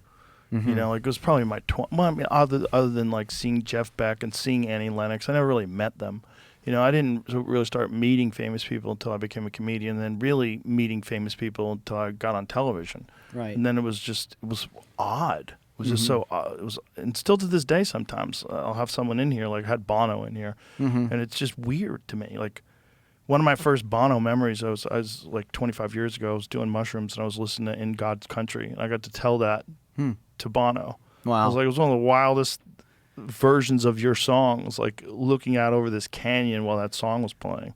Yeah, it's beautiful though. Yeah, oh, it's It's an a amazing beautiful song. memory. Yeah. But it's just weird, you know, to just accept that they're human beings, because you see them on television, you see them in all these things, and you grow to realize, like, oh, we're all just human beings, and like that's part of the lesson of it, is to meet someone who you don't think is just a human being.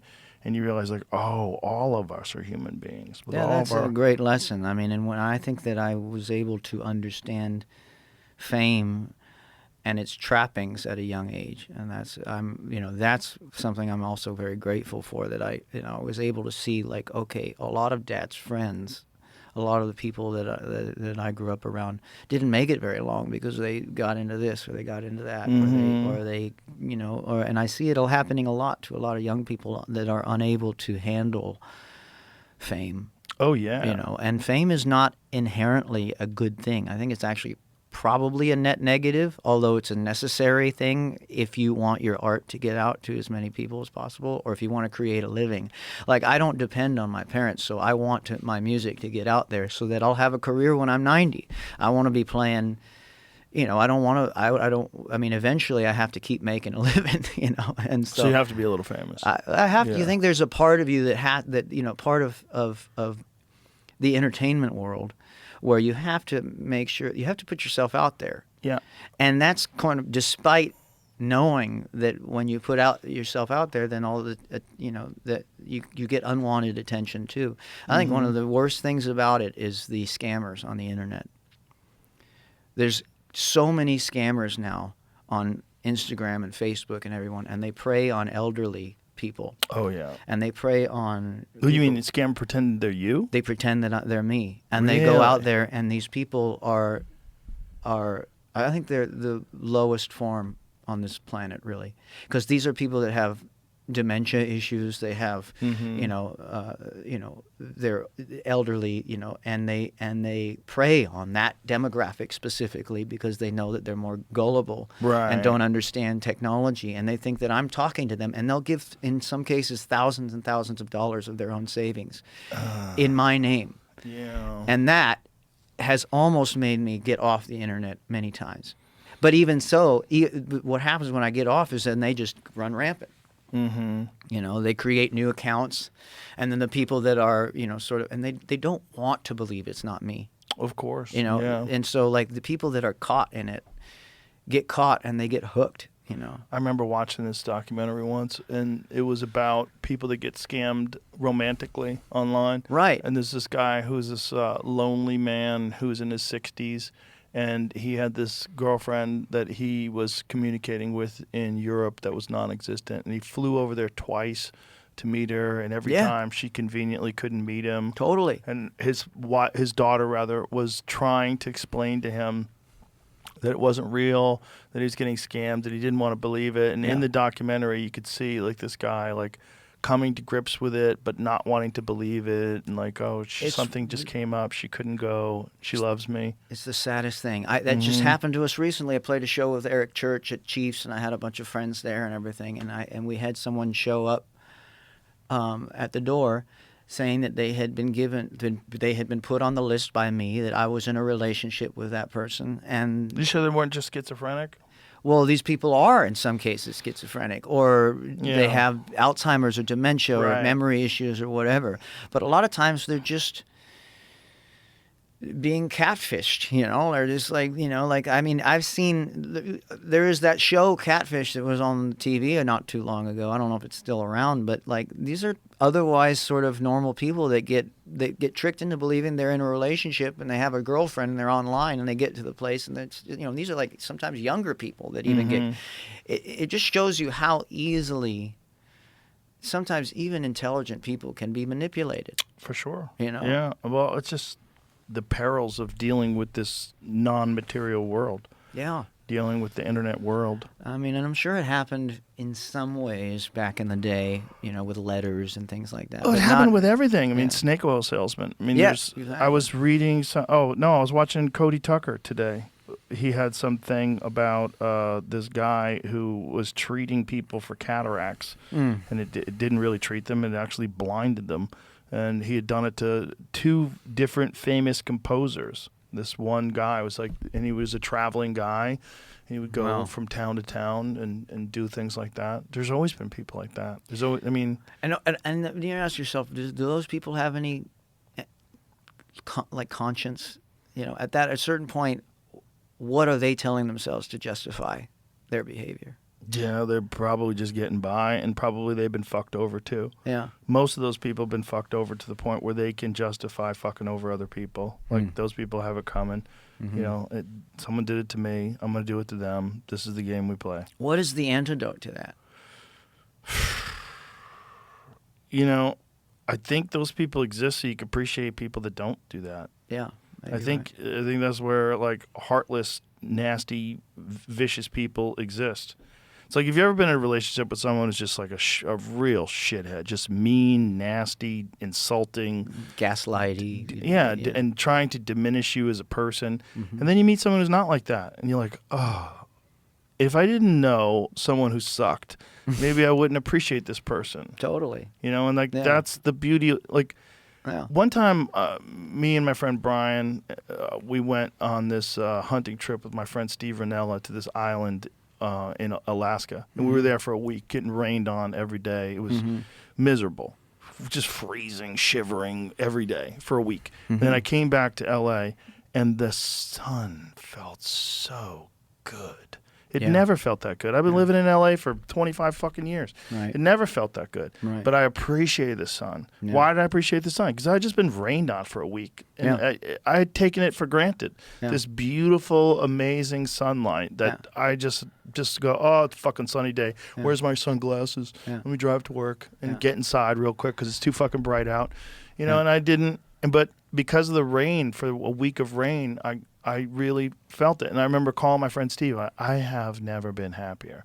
And that's why, is because it sucked for a week. And Yeah. I think you need that. I think Totally. you need shitty people so that you appreciate good people.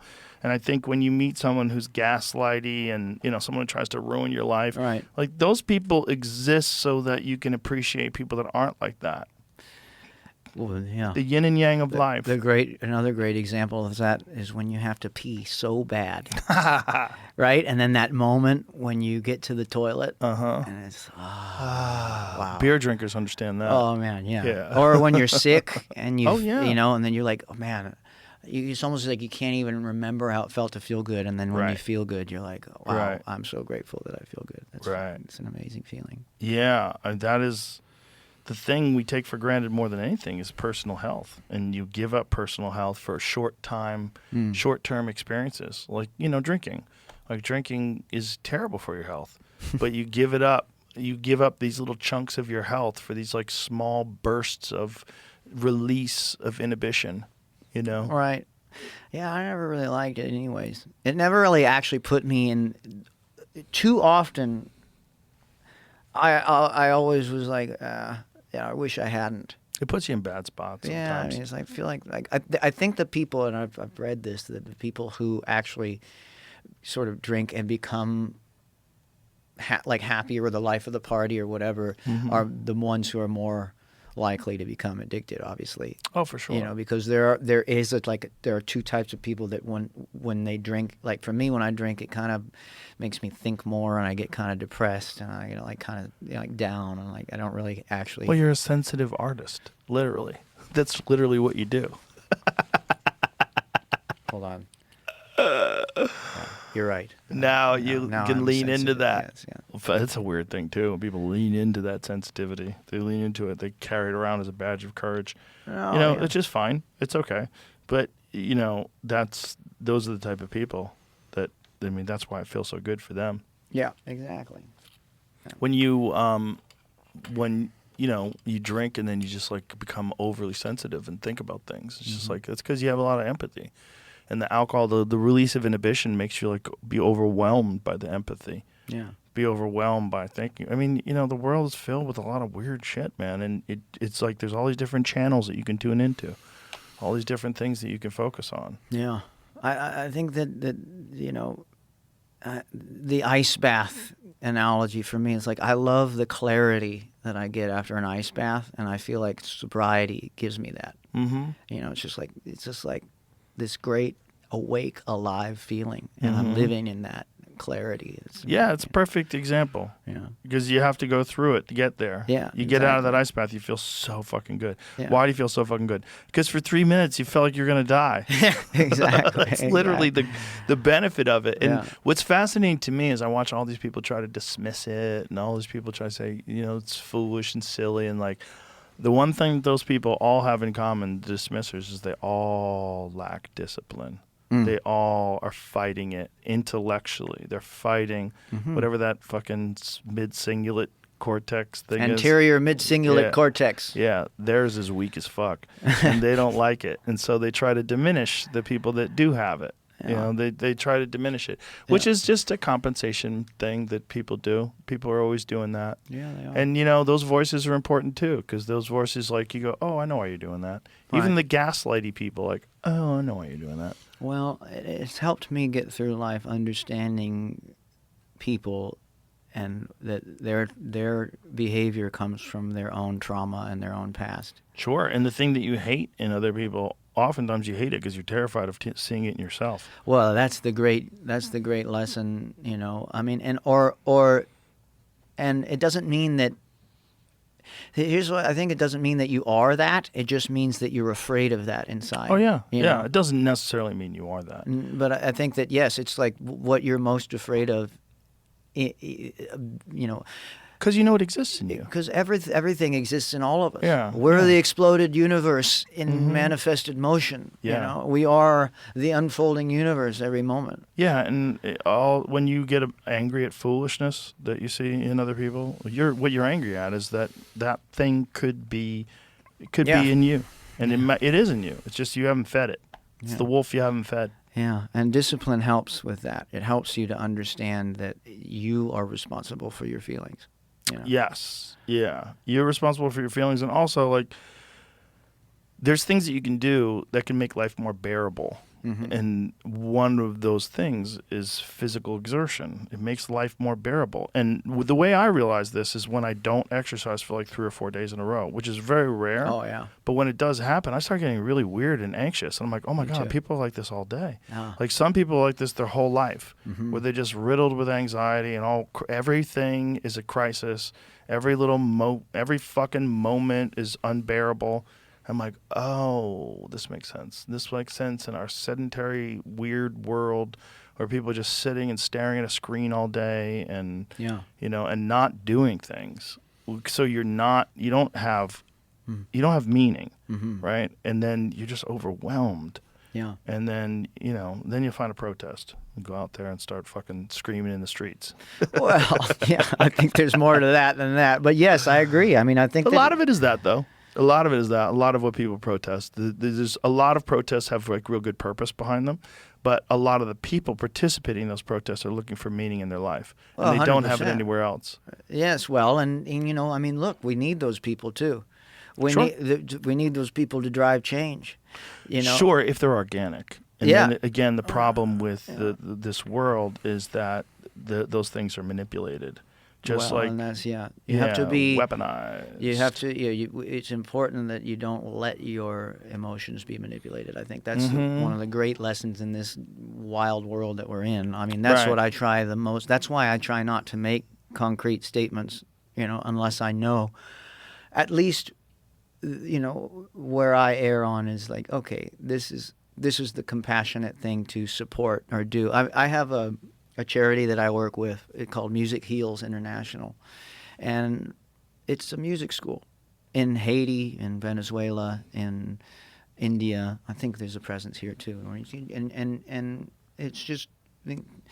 I know that I can, in concrete ways, make someone's life more joyful, and on a face-to-face basis. David Blaine was telling me about. I met David Blaine one time, and he's a cool guy. Very cool guy. And we were discussing that it's almost more powerful to be at a hospital and go and talk to the kids that you're supporting in this hospital rather than to donate to that hospital and just sort of be. I think there's just something so spiritually significant about being with the people that you're helping, and the joy in that being reciprocated, and that feeling of being at the just giving is joy. Ultimately, I think that's a really cool thing. There's a great quote: "A man slept and dreamt that life was joy. He awoke and found that life was service. He acted, and behold, service was joy." And I like that. Always remember that. There's definitely something to that, right? Making people feel good is selfish. It is, and it's a joy, and it's a win-win. It's a win-win. Like you get rewarded for being nice. Yeah, and I mean, there's also I don't like. I think the word kind is more appropriate, because people can be nice and not good, but I don't think you can truly be kind and not mean it. Because if you're kind, you actually are thinking. You about feel these, it. Yeah, Yeah, you feel it. yeah. Where others, you're just being polite. Yeah. And you could say the right words with like a shitty feeling to it, like "have a good day," and you're like, "Ew, Yeah. fuck you." Yeah. Yeah. Exactly. Yeah. Like I know what's behind that. British people are really good at that. Yeah, they're really good at like saying the right words with like a cunty attitude behind it. Yeah. Because that's part of their culture. It's like keeping up appearances. Well, I mean, in a way, it's part of every culture. Sure. And for sure. I think that keeping up appearances. Well, it's one of the things I hated the most about Los Angeles. It's like the hollowness of communication. That's my bias against actors and people, because I encountered so many people that were like artificial constructs. Well, I loved it there when I went, and I still love it when I go. I mean, I've Did spent you a live lot there? of time. Yeah, I lived there for 10 years. Where'd you live? In Venice. Okay, well that's a little different. Yeah, Venice is it's like, it's kind of at least it was before it was overwhelmed with homeless people. Here's what It I was think like an about artist community. about Los Angeles is like the cave in Star Wars and Empire Strikes Back. And when Luke asks Yoda what's in there, and he says, "Only what you take with you." Because you can go to LA and find any type of energy. You Oh, can yeah. you can go to LA and find any type of person. There's groups of really amazing people, and there's groups of people who are lost, you know. And Yep. there's different areas and there's different places Sure. that you know where these different types of people congregate. But LA is a very powerful place. It's a lot of moving play, you know. Mm-hmm. And I prefer to be in places that are there's less movement. I live in Maui. I have my friends in Maui. My best buddy Matt Miola is a professional surfer and he's a bow hunter. And my friend Ollie works construction. And you know, when I go home to Maui, I like a simple life. You know, I like, you know, my friend. They're all fishermen. They're all, you know. I like to go out there and that's how I want to raise my kids. You know, when I want to be out there in nature, I want to be giving and taking with the land, and I want to be able to understand the planet that I live on by working with the earth and working with, you know, and that community in Maui there is a really special place, you know. Well, I think Hawaii in general is a very special place because it's surrounded by ocean, and I think there's something about the ocean that gives you humility, and it like lets you understand that you're a part of nature. Because that's where we came from. Yeah, we came from it, and not only that, it's so huge and massive and overwhelming. It's like the mountains. Mountains have a similar effect. It's like they're so vast. You can't have much of an ego when you're in their presence. My other favorite place is Montana. There you go, mountains. You know, other than, you know, yeah. I mean, I anywhere there's nature, but I really like I like that's being in the mountains of Montana and being on Hawaii. There's only a few places in life that I actually am sad when I leave. Like I get really upset when I leave. You know, it's like breaking up with someone. You know, when you have to leave. But yeah.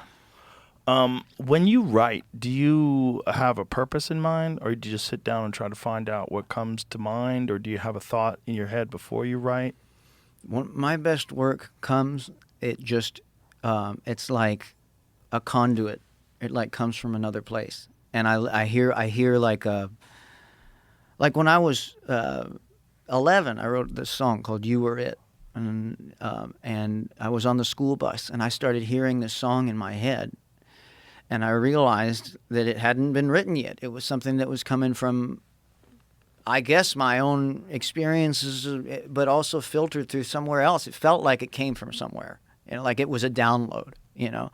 And I think that I look at writing as if like there's a beautiful muse sitting there, and she's giving me these gifts every once in a while, and that she sends them to me. And if I'm open and clear and not in my own way, and I'm you know, if I get like something that hits me, like a clever line, like there's a song I have called "Find Yourself," and I hope you find yourself before I find somebody else to be my love. And I start singing that in my head, and I start like, oh, the melody comes, and it's a gift. And I wherever I'm at, if I got one right now, I'd have to write it down while we were talking. Right. You know what I mean? I'd have to sit down and be like, hold on, let's write a song. And you know, but I try not to.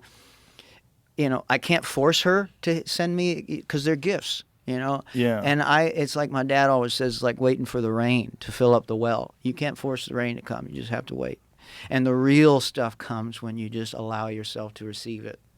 And I think I like what you just said too about getting out of your own way. Yeah. Because that's the thing. It's like these ideas are out there, but you're so in your own head and so worried about yourself and your own bullshit that sometimes like you block them. Yeah. Because all of your attention is on yourself. Oh yeah, I mean, you know, and you overthink it and you overanalyze it. And how am I gonna look? Yeah, and is it gonna be cool? People gonna like it? Oh, yeah, that's the big one. Is this like? I think a lot of people get caught up in like, well, you know, like this latest record. You know, people like I didn't want to be too flowery with it. I wanted to write simply what came to me, and sometimes the songs are simple. And I think that simplicity for some people can be like, oh, well, what about the intricate arrangements, and what about the long jams and the exploration? Like, that's not what came to me. Right. And I can't cater to those people. You know, right now, where my heart is Zen. I'm trying to be as simple as I can be in terms of just only putting out what comes to me at the moment. And sometimes people aren't going to like it because they're used to me rocking and jamming and doing all that, or they're used to me doing that. But that'll come back. it'll come back around. There's a time and a place for everything, and right now I have to be open to it as it comes, not as I want it to be or as I think other people will want it to be. That's it, right? Yeah, you just have to whatever. The thing has to be kind of pure in its form. Yeah, and don't over molest it with Yeah. a bunch of different production values and fucking layers and sound. Yes, exactly. Yeah. And I prefer. I mean, when I listen to my heroes, Hank Williams, Dad, Merle Haggard, Stevie Ray, and Jimmy are look. What came to Jimmy was an explosion of color and sound. Mm-hmm. I mean, when I hear his music, I see colors that are like I can't even describe in real life. Right. Might have something to do with the psychedelics that I also took, but at the same time, I think that other And the people psychedelics he took, and too. and that's the thing is that it goes back to what we're saying, like the state of mind that he was in. 100%. He captured and he put it out. Imagine writing Voodoo Child if you're sober. Yeah, yeah, exactly. And there's a time and a place for it, Yeah. But I have hundreds of songs I have not released that I wrote at different times in my life, and I'll eventually put them all out, hopefully, if I'm lucky. Do you just go back to them and look at them every now and then? Like, Yeah. how do you file them away? Do you have them on a I computer? have it on a Dropbox file. Oh, okay. Yeah. And so There's every now like and then you check them a couple out? hundred songs in there, more probably now, because I write them all the time, it's like sometimes it's like, God, I wrote another one, it's going to go there, and then that one shoots to the top of the list of the one you're interested in because you just wrote it, and then something that might be really great just gets kind of pushed down, and then so what you really have to do is each project that comes up, you have to say, what am I trying to get across right now? And it's not about whether a song is better or worse. It's about what am I trying to say, and how do I present that, And so I have to collect 10 or 12 or 14 songs from that kind of fit in a narrative, that you're trying to put out there. And do you write pen to paper, or do you write on a computer? Like, how do you do it for the most part? You write on your phone? I do it for the most part. Really? Yeah. Well, because I have fast thumbs. Okay. And my brain works really fast. And when I get really excited, I'll write it down there. I can read it properly. Sometimes I'll write on a piece of paper. Don't get me wrong. Do you ever talk it to your phone? Like use voice to I text? use voice memo to record everything. So a lot of the demos that I have are just voice memo to phone, because my brain's working fast, and this thing works pretty fast. Yeah, you know, voice memo has a transcription aspect to it too now. Oh, I didn't even realize that. Yeah, I've been using that a lot. So when it works on both Android and on iPhones. Yeah. But when you make a voice note, it can transcribe it now. So like what I'll do is I'll record sets, and sometimes we do this show at the Comedy Mothership called Bottom of the Barrel, where you have like a whiskey barrel, and inside is all suggestions from the audience. You just put your hand in there and pick out a piece of paper and pull it out. It's like tomato soup or whatever. Right. And you just have to start talking about it and try to find something in there. And every now and then, it's like, one out of X amount of times, you have a genuine idea that becomes a bit. Sure. And the best way for me to fish those out is to go over the transcription instead of just listening to myself for an hour. Yeah. I mean, that's great. I didn't realize that was a feature, and I'm going to start using it. Yeah, it's pretty dope because you can just talk and it'll transcribe it, and then you can copy and paste that transcription into voice note or into notes. Oh, okay. And even Notes itself has a voice memo aspect to it now. Oh, yeah. Wow. So if you go to Wow. just when you're in Notes on an iPhone, like you can actually make a voice memo, voice note from that, and it'll transcribe that for you. When you're doing a set, do you have people put their phones away? Yes. Yeah. Yeah, the club has. The club does that. Yeah. We have most comedians bags. do that, right? Because they're trying a lot of material. Yeah, out. you're trying material out, and also you don't want people distracted. It's better for everybody. It's It's better for the audience. It's better for you, and also you're saying a lot of stuff that's like not done. And if somebody releases it because they want clicks, and then they put it on YouTube, they'll fuck the whole bit up because it's not done. It's like. And a lot of bits, they suck at first. Like, you don't know where they're going. Like, you have an idea, and the only way comedy really gets made is in front of a crowd. I have a lot of ideas that I think are really good until the audience tells me different. Sure. You don't know. You really have no idea until you say it in front of people. That's interesting. Yeah, and it's very much the same for in music. I feel like there's stuff that I try out live. There's a song I do a lot of new material live just to see how the audience will react. Does it feel weird the first time you sing it? Yeah. Yeah. It depends on what type of song it is too. If it's a song that requires focus on the lyrics, then sometimes it feels weird because a lot of people, when they listen to music, they don't hear a lot of it's hard. It takes a certain type of listener to listen to lyrics and be able to internalize them. A lot of people take the song as a whole and the melody, and they hear it and they're like, "Oh, this song makes me feel good." And then later on, if they like the song, they'll go in and listen to the lyrics. I've found a lot of people listen to music that way, and then it takes them a while to actually hear what, unless it's a stripped down, me and a guitar with no band around, and then it forces the listener to then listen to the words, which I really like doing that sometimes. I like just playing just me because then there's no distraction around, and it's sort of just me, a guitar, and the words that I'm saying, and I think they have more impact sometimes that way. Yeah, people love that too. That's why they love acoustic performances, right? Yeah, exactly. Like Bob Dylan was an amazing. Paul Simon again.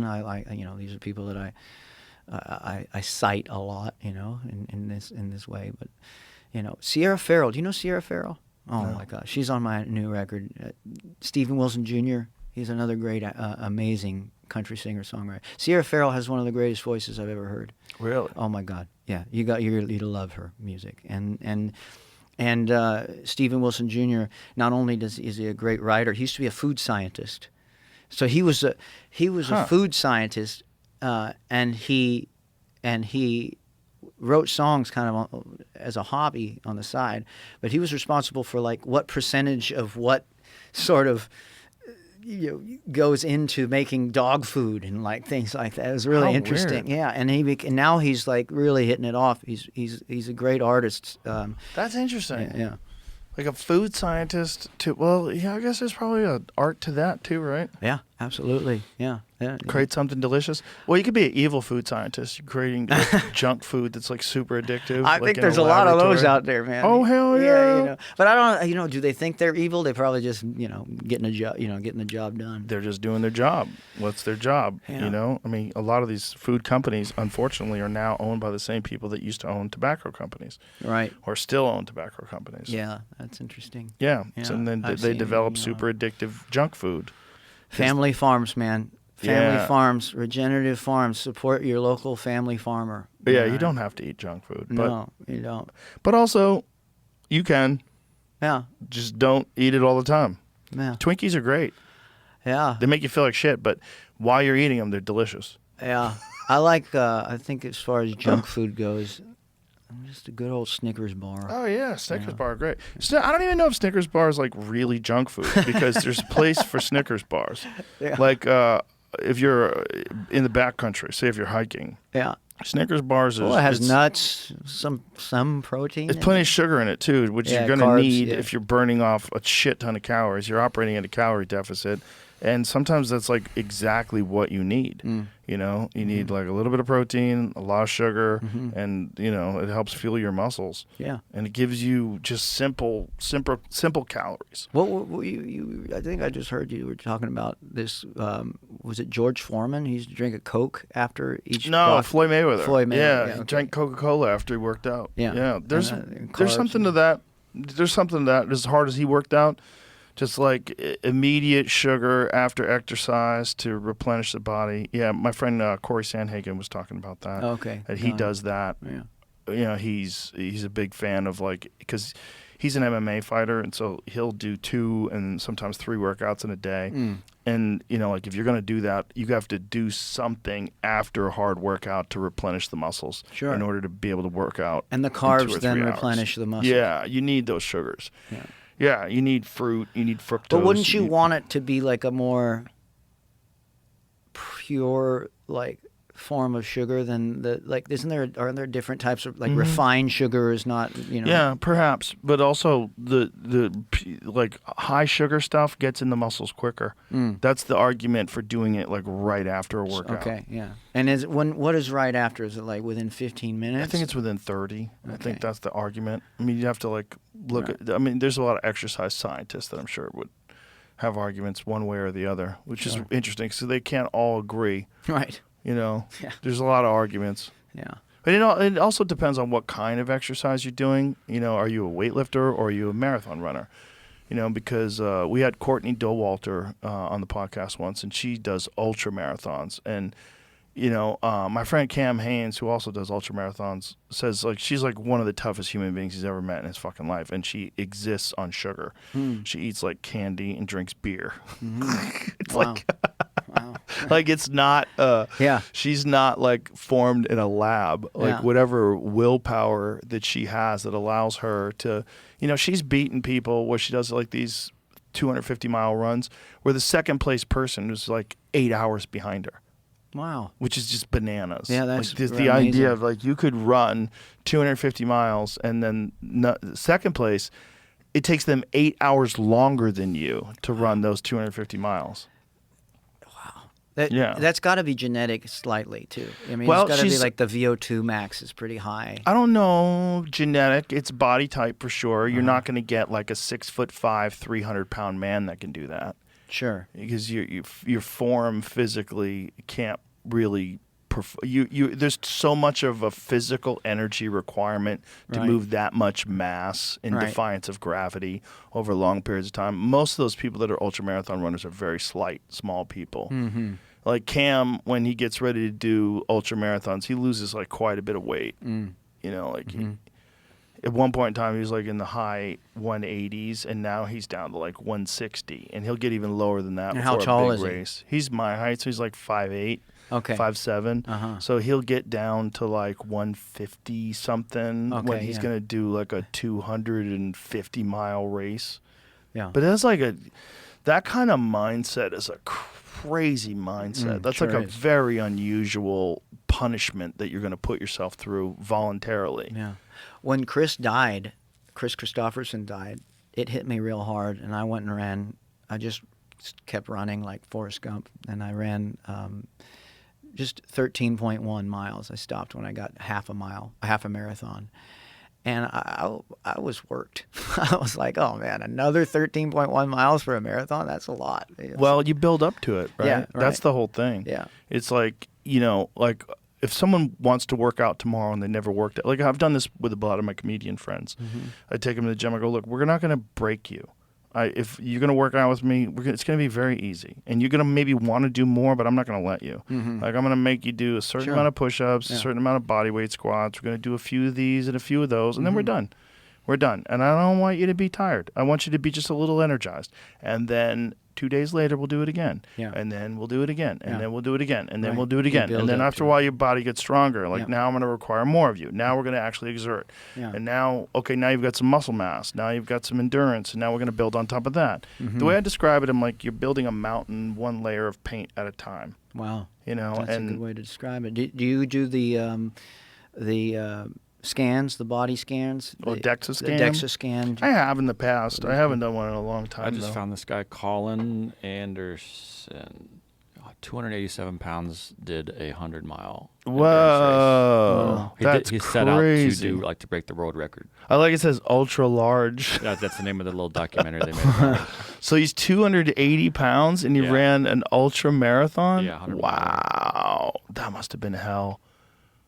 I That's don't know incredible. how much weight he lost at the end of the video there too. Oh my God, I bet he lost 50 pounds. Here, it just checks right here. How much weight did he lose? About to find out. Skip ahead. Spoiler alert. Spoiler alert, get to the end. It's not. Wait, he gained weight. No. It's 297. It says. Well, what did he weigh before? It's 287 is what I was seeing. What? How's that possible? 10 pound 10 pound weight weight gain gain. after 100 pounds? Or 100 miles per hour? What the fuck did you eat, bro? Wow. Crazy. I mean, Yeah, maybe it's he must have been eating the whole time, like like every It's fucking few miles. snacking every 5 minutes. Yeah. You completed That's it, yeah. You retained incredible, water, though. I guess. I don't know. I guess. Oh yeah, your body probably is doing everything it can to keep the water. I mean, I can only guess. Yeah. That's pretty wild. though. That To is be- interesting. To That's be that something I big, didn't expect to see. Yeah. Yeah, to be that big and run 100 miles is very, very unusual. Mm-hmm. Most of those guys are super slight, and they just keep on trucking. Yeah. Did you read that book a long time ago? It came out. I think it was called Born to Run, but it was like about the Tarahumara tribe. They run barefoot. Mm-hmm. And I don't remember what it was actually called, but it was really interesting. Yeah, they run through the mountains. It's They like a run- South American tribe, right? Yeah, South American or even Mexican. I can't Is it remember. Mexican? I don't remember, but the Tarahumara is what they're called, and they would run barefoot.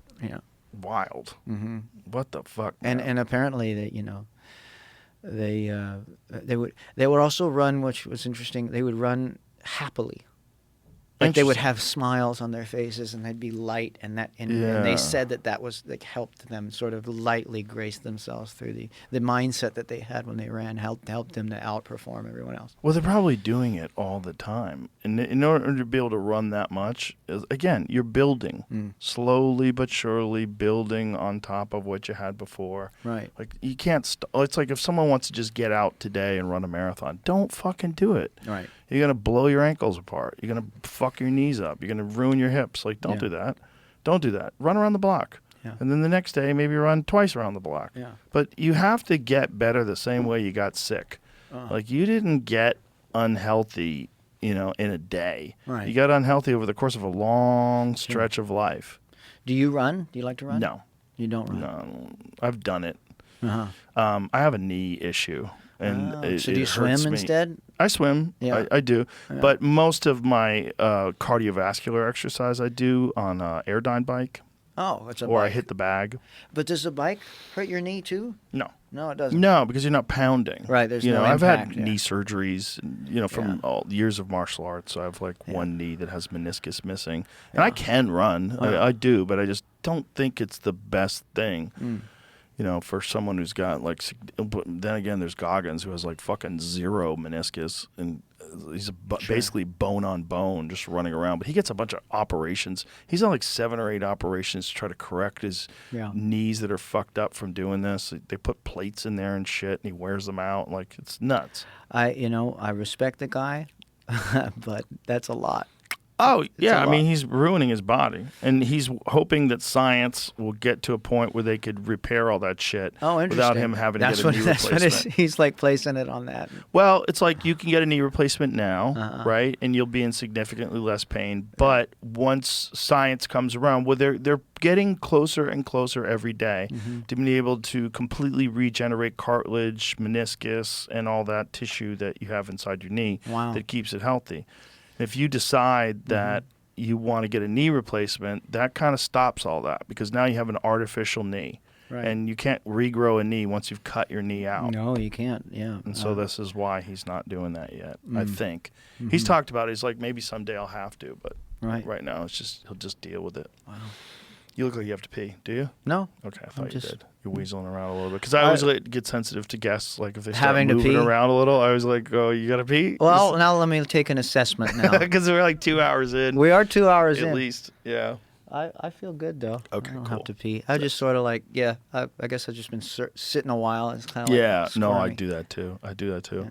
Yeah, but for people out there that are thinking about, like, oh, this is inspiring me, start slow. Yeah. But do it again. Right. Make sure you don't just get inspired one day. Yeah. Inspiration is great. Discipline is better. You know what I did, which I loved, is that really helped me was in like wherever I would walk, just in general, I would just do a little like jog, instead of walking somewhere. I'd just go like, Just a little something. just like this, Yeah. just kind of like almost like this, and I'd walk wherever I was going, and I started to do that every day, just instead instead of walking to get my coffee in the morning, I'd kind of do a little jog, and throughout the day I'd do that, and eventually I started like wanting to just go out for a run. Like my body just started warming up. And I started and I kind of wanted to do that. Same more. concept. Yeah. Same concept. Build it up slowly. Yeah, exactly. Just do something, people. I'm telling you, just go fucking do something. Find a yoga class. Do something. Treat your body like a temple. Well, just for your brain, you got to understand that there's a connection. If your body is sedentary, it's just sludge. It's all just blah. It's all blocked up and blah. Yeah, that's and true. that fucks with your mind. Mm-hmm. The mentally unhealthiest people that I know are all terribly out of shape. Yep. And there is a correlation for sure. 100%. This is this life. This life is you've been given this meat vehicle, and you got to maintain it. It's a good band name. Meat vehicle? It probably already exists. Probably. They probably have some banging songs. It's probably a hardcore band. That's definitely a hardcore band. Meat vehicle. Wait, there's some other ones. Oh, biblically accurate angel. Ooh. Biblically accurate angel. Have you seen what a biblically accurate angel looks Yeah, like? they look like aliens. That's pretty cool. Yeah, they look like geometric patterns. Yeah. I always wonder what the alien. Tucker Carlson's convinced that aliens and devils are that's what like angels and devils and aliens are all the same thing. He thinks that they're not visiting from somewhere else; that they've always been here, and that there's some sort of spiritual aspect to like the UFO encounter, UAP phenomenon. Oh, I see. Yes. Well, there's a lot of interesting pictures that are, drawn on cave walls. Oh, yeah. And things like that. Oh, we've gone over a shit ton of them. Yeah. And then also ancient religious art where it looks like people are in vehicles flying through the sky. I'm sure you've seen those I've too, seen right? those too. Yeah, like what is that? Like what are you trying to... There's no other stuff that you're in that thing that's fantastical. Mm-hmm. Everything else is like an accurate representation of life at that time, except for these people that are in these flying things in the sky. Like what is that? Yeah. We just don't know, You know, unfortunately. when I looked at all of the credible UFO reports, the only ones that really had no explanation, I actually asked ChatGPT, of all of the credible of all of the UFO reports, which ones have not in some way been sort of explained, right? And which ones are the ones that are still like, and the one that was not, the one that's still sort of outstanding is the USS Nimitz experience. Yeah. Commander David Fravor. Right. Yeah, I've had him on the podcast talking about it. Have you really? Yeah. Yeah, that seems to be the most compelling. Mm-hmm. There's other ones, though. Yeah. Ryan Graves, he's another fighter pilot, and that was off the East Coast. So the Nimitz is off the coast of San Diego. But off the East Coast, they upgraded their sensors in 2014 on the fighter jets and then immediately started encountering these things that defied known physics that were in the sky. And, and these guys had these encounters with these things that were like a cube inside of a sphere that's like motionless at 120 knot winds and no heat signature and moving through the sky. They don't know what the fuck they are. What do you say to the theory of the possibility that is sort of black ops? Like the idea that the SR-71, I think, Blackbird. the Blackbird. There's a company called Skunk Works, right? And they were responsible for the declassification of that aircraft, and then I think the F-111 or the stealth bombers, and but since then, and that was like 25 years ago or more, there have not been any more declassifications. Yeah, it's a good argument. I'm curious as to like what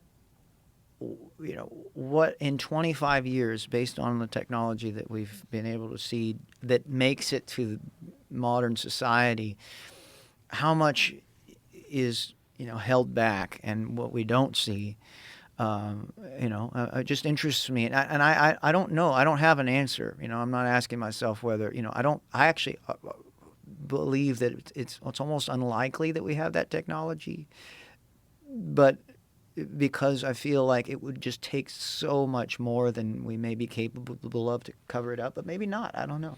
Yeah, I don't think it would. I think there's a high likelihood that a lot of this stuff is ours. And I think one of the reasons for that statement is that this stuff always happens over military airspace. Yeah. East Coast and West Coast. Like, so the East Coast stuff, the Ryan Graves stuff, they're doing it over areas where these fighter jet pilots run training missions. Yeah. And then the same thing as the West Coast stuff, Right. like where it's off the coast of San Diego, which is like tons of military out there. Yeah. I do believe that there's some programs that are operational, and there's a great podcast. Jesse Michaels has an amazing YouTube channel he's covered this stuff like really extensively, and he's a brilliant guy. He really understands it, and they were working on some anti-gravity technology in the 1960s. Yeah. And most likely Yes. they continued that work. Yeah, artificial horizon technology and stuff like that. You know, that I mean, it's got to have come far since then. Yeah, and there's the idea that they could hide all that stuff. No, they could never hide it. Of course they could. Of course they could. They definitely could. You're being naive. You're being naive as to how much the government No, can hide. I'm only asking the question. Not you. I don't mean you. Yeah, I mean no, people that say that. I actually pretty much. That's where I lean towards when it comes to that. I think some of it, but some of it also could be from somewhere else. And I think some of it just exhibits, like the Nimitz one. Okay, this is 2004. So this Tic Tac goes from more than 50,000 feet above sea level to sea level in less than a second. Yeah, Like 7/8 of a second. sure. Like, that's crazy. That is. That's and you're crazy. right. Like, and what is that? And it does. It changes it when you remember how long ago these things were being seen. Right. Because this is 2004. But then you go back to the 1960s. If they're really working on anti-gravity technology back then, it's possible that they could have created a drone. Right. The thing is, like, could a human being survive inside of those things at those extreme speeds? Well, the question is, like, what are they experiencing in that? Because if it's a gravity device, if it's moving, if it's manipulating gravity, so it might not have G-forces at all. It Right. might be operating in a completely different paradigm. Yeah. Well, there may be sort of just, trillions of of alternate sort of, momentum shifts in the outside protective layer that balance out whatever's happening on the inside to the Exactly. point where, they're using this crazy technology. That's also why the argument is that they're blurry. Like, so a lot of the photographs of these things are blurry. It might be because they're actually existing in some sort of a gravity, like, void. Yeah. And what you're seeing is not exactly what's there. You're seeing it through, like, a dirty windshield. I've seen some stuff. Have you? Yeah. What have you seen? When I was in Maui, twice I've seen something that I could not explain. The one time I looked up and about 9 of us were hanging out. And we all looked up at the same time to see an orange orb. And it looked like it was 100 yards away, maybe 200, just floating, kind of observing. And then I swear it seemed like as soon as enough people saw it, it went whoosh, and then it went whoosh, and it moved like nothing else I thought possible at the time. It went out of the atmosphere, and it was crazy, faster than any drone. And this was back in like 2004, 2005, maybe. So it was we were all young. I was maybe a little teenager, so it was probably like 2006. But it was like. It was crazy. I'm not telling you. It was like, well, a lot of them happen near the ocean too, yes. which is interesting. And another one, I was out on Lanai, and we were hanging out with some friends. And we were laying down on the lawn, and when you're out in Lanai, on the backside of Lanai, there's no light pollution at all, and so you have just this big, giant fishbowl of stars, and it's the most incredible. It's like you're sitting in a Spaceship. in a spaceship, Yeah. exactly, and you feel that you're on spaceship Earth at the time. Like you are on that rock hurtling through space at that point. And I saw this. It scared the girls. We all saw this pulsing colored thing go from one side of the horizon to the other, but in a very, like, it was like pulsing different colors, and it was like really interesting. And so, who knows what that could have been, but it was quite interesting. Well, I'll never forget it. vast majority of the ocean floor is unexplored. Right. And so this is the theory, is that if you were going to set up a base here to observe human beings, if you came from somewhere else, you would probably do it in the ocean, especially if you have the kind of technology that will allow them to travel here from other star systems would also allow them to not be intimidated whatsoever by the oceans. pressures. I mean, Yes. that's I guess the deep pressure Yeah. is what would be the it's almost the opposite of being in space. The vacuum, and then you have the deep Right. pressure of Yeah. of that like with the But there's videos of these submersible things going in the water and not creating a splash. yeah. So, like, what is that? Is it a hologram? So is it not a physical object? Or are they doing something that allows them to not interact with any physical thing on Earth? Like some sort of a void that they travel through. So they can go through the trees. This is like part of Jacques Vallée's research, too. In one of his books that was really fascinating was this woman observed this, like, egg-shaped thing. And when it took off, it went through the trees. But it didn't hurt the trees.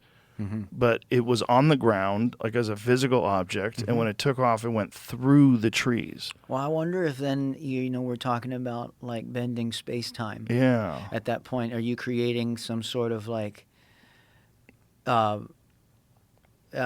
warp?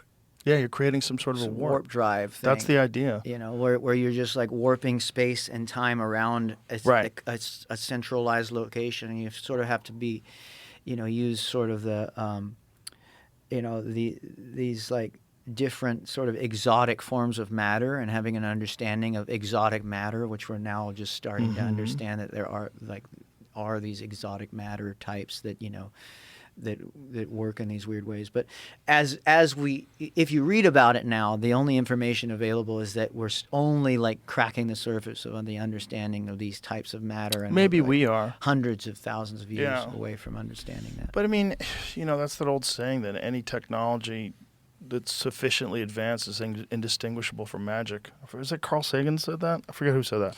Yeah. But yeah, I mean, if you're looking at something from 1,000 years from now, it would seem like magic. I mean, if we continue, we don't blow ourselves up, and science and AI continue to figure out more compelling uses of universal energy, like whatever background energy that we have. Yeah. Who knows? Well, Who knows what human beings will be capable of? So you got to imagine if something's visiting us from somewhere else, especially if they have artificial super intelligence. Yeah. If they've traversed this journey that we're on, if they've gotten to the point where whatever we're currently investigating, whatever they're working on right now in terms of like super intelligent AI, what if they've gone through that and they're 1,000 years more advanced? All that stuff would be probably simple for them to be able to go through the water, to have these transmedium crafts that are capable of flying in the air, through the water. Right. Well, the interesting question for ourselves is how do we get to a place as a society to where we can trust in our science, we can trust to say that we trust it enough to fund it, Well, that's not trusting the science. The problem is the human beings that are in possession of the science. Well, but that's what I mean. Like, how do we restore faith in that? And because it's not all bullshit. There is real, like we wouldn't exist where we are without the science that has brought us to where we are. Yeah, technology. And technology. Yeah. And so understanding and trusting and figuring out how to restore faith in certain institutions that we have, because we need them to survive and to keep going, So it's like not tearing down the airplane while it's falling. You have to repair the airplane from inside, and then keep it flying if you can, So is there a way to like right the ship while we're in it? Well, I think the problem is a lot of this stuff is military funding, right? So a lot of the applications for any sort of like super advanced technology is going to be weapon systems. Right. And that's what everybody's terrified of. What they're terrified of is that you're going to develop more efficient ways to kill people. Yeah. And that's really the only way these things get funded. They're not going to. No, that's the problem. Yeah. I'm that's just part of the what I'm problem. saying. I'm like, well, how do we switch it so that we can, have people in power that really are looking out for the future of humanity. Yeah. And then have people that actually want that, and because some people are going to have to take sacrifices for that. You know, so in a way, and I mean, people high up are going to have to say, well, I'm going to have to, get paid a little less because this, It's a great struggle, Lucas. Yeah, it It's really a great is. struggle. Yeah, it really is. It's a like- great struggle. It's the great struggle of like people in power, don't necessarily deserve power, and the kind of people that you want running the world aren't interested in the job. No, most of it. Yeah, exactly. Well, yeah. Well, hey, brother, I really enjoyed talking to you. Thank you very much for being here. I appreciate you having me, Joe. Thank And you. I encourage everybody to go see you live because you're fucking amazing. Thank you. It was really an incredible performance at the McConaughey thing. And I wish you all the best, man. I wish It's you been too. cool being your friend, too. It has. I enjoyed talking to you. I enjoyed talking to you, too. All right. That was fun. Thank you. Thank you. Tell everybody where they can find you. Where's the best place to find your music? Yeah, well, on all the platforms, of course. We're there, and we got a tour posted. We're gonna come. There it is, you go. right there. Yeah, that's Live in concert. Oh, you're going everywhere. You're like yeah. Johnny Cash. I mean, Hopping and we're about to put everywhere, out new man. dates too for the fall. We're gonna be all over the East Coast, the West Coast. We're gonna be everywhere. But this Hell yeah. Sorry, Kansas City. That shit sold out. Oh Santa yeah, that was a Fe while sold ago. out. Yeah. Yeah. That So- was the ones coming up: Charlottesville, Virginia, Allentown, Pennsylvania. Oh yeah, those are May. I'm Yeah, looking at May. yeah. Okay. So there's plenty of stuff coming up yeah, for people that want to go see you Montana's live. going to be great. but, Montana, Big Sky. Big Sky. Park City, Utah. Yeah, there you go. Wyoming. All right. Yeah, man. Thank you. Thank you. Appreciate It your was help. fun. I enjoyed it. All right. Bye, everybody.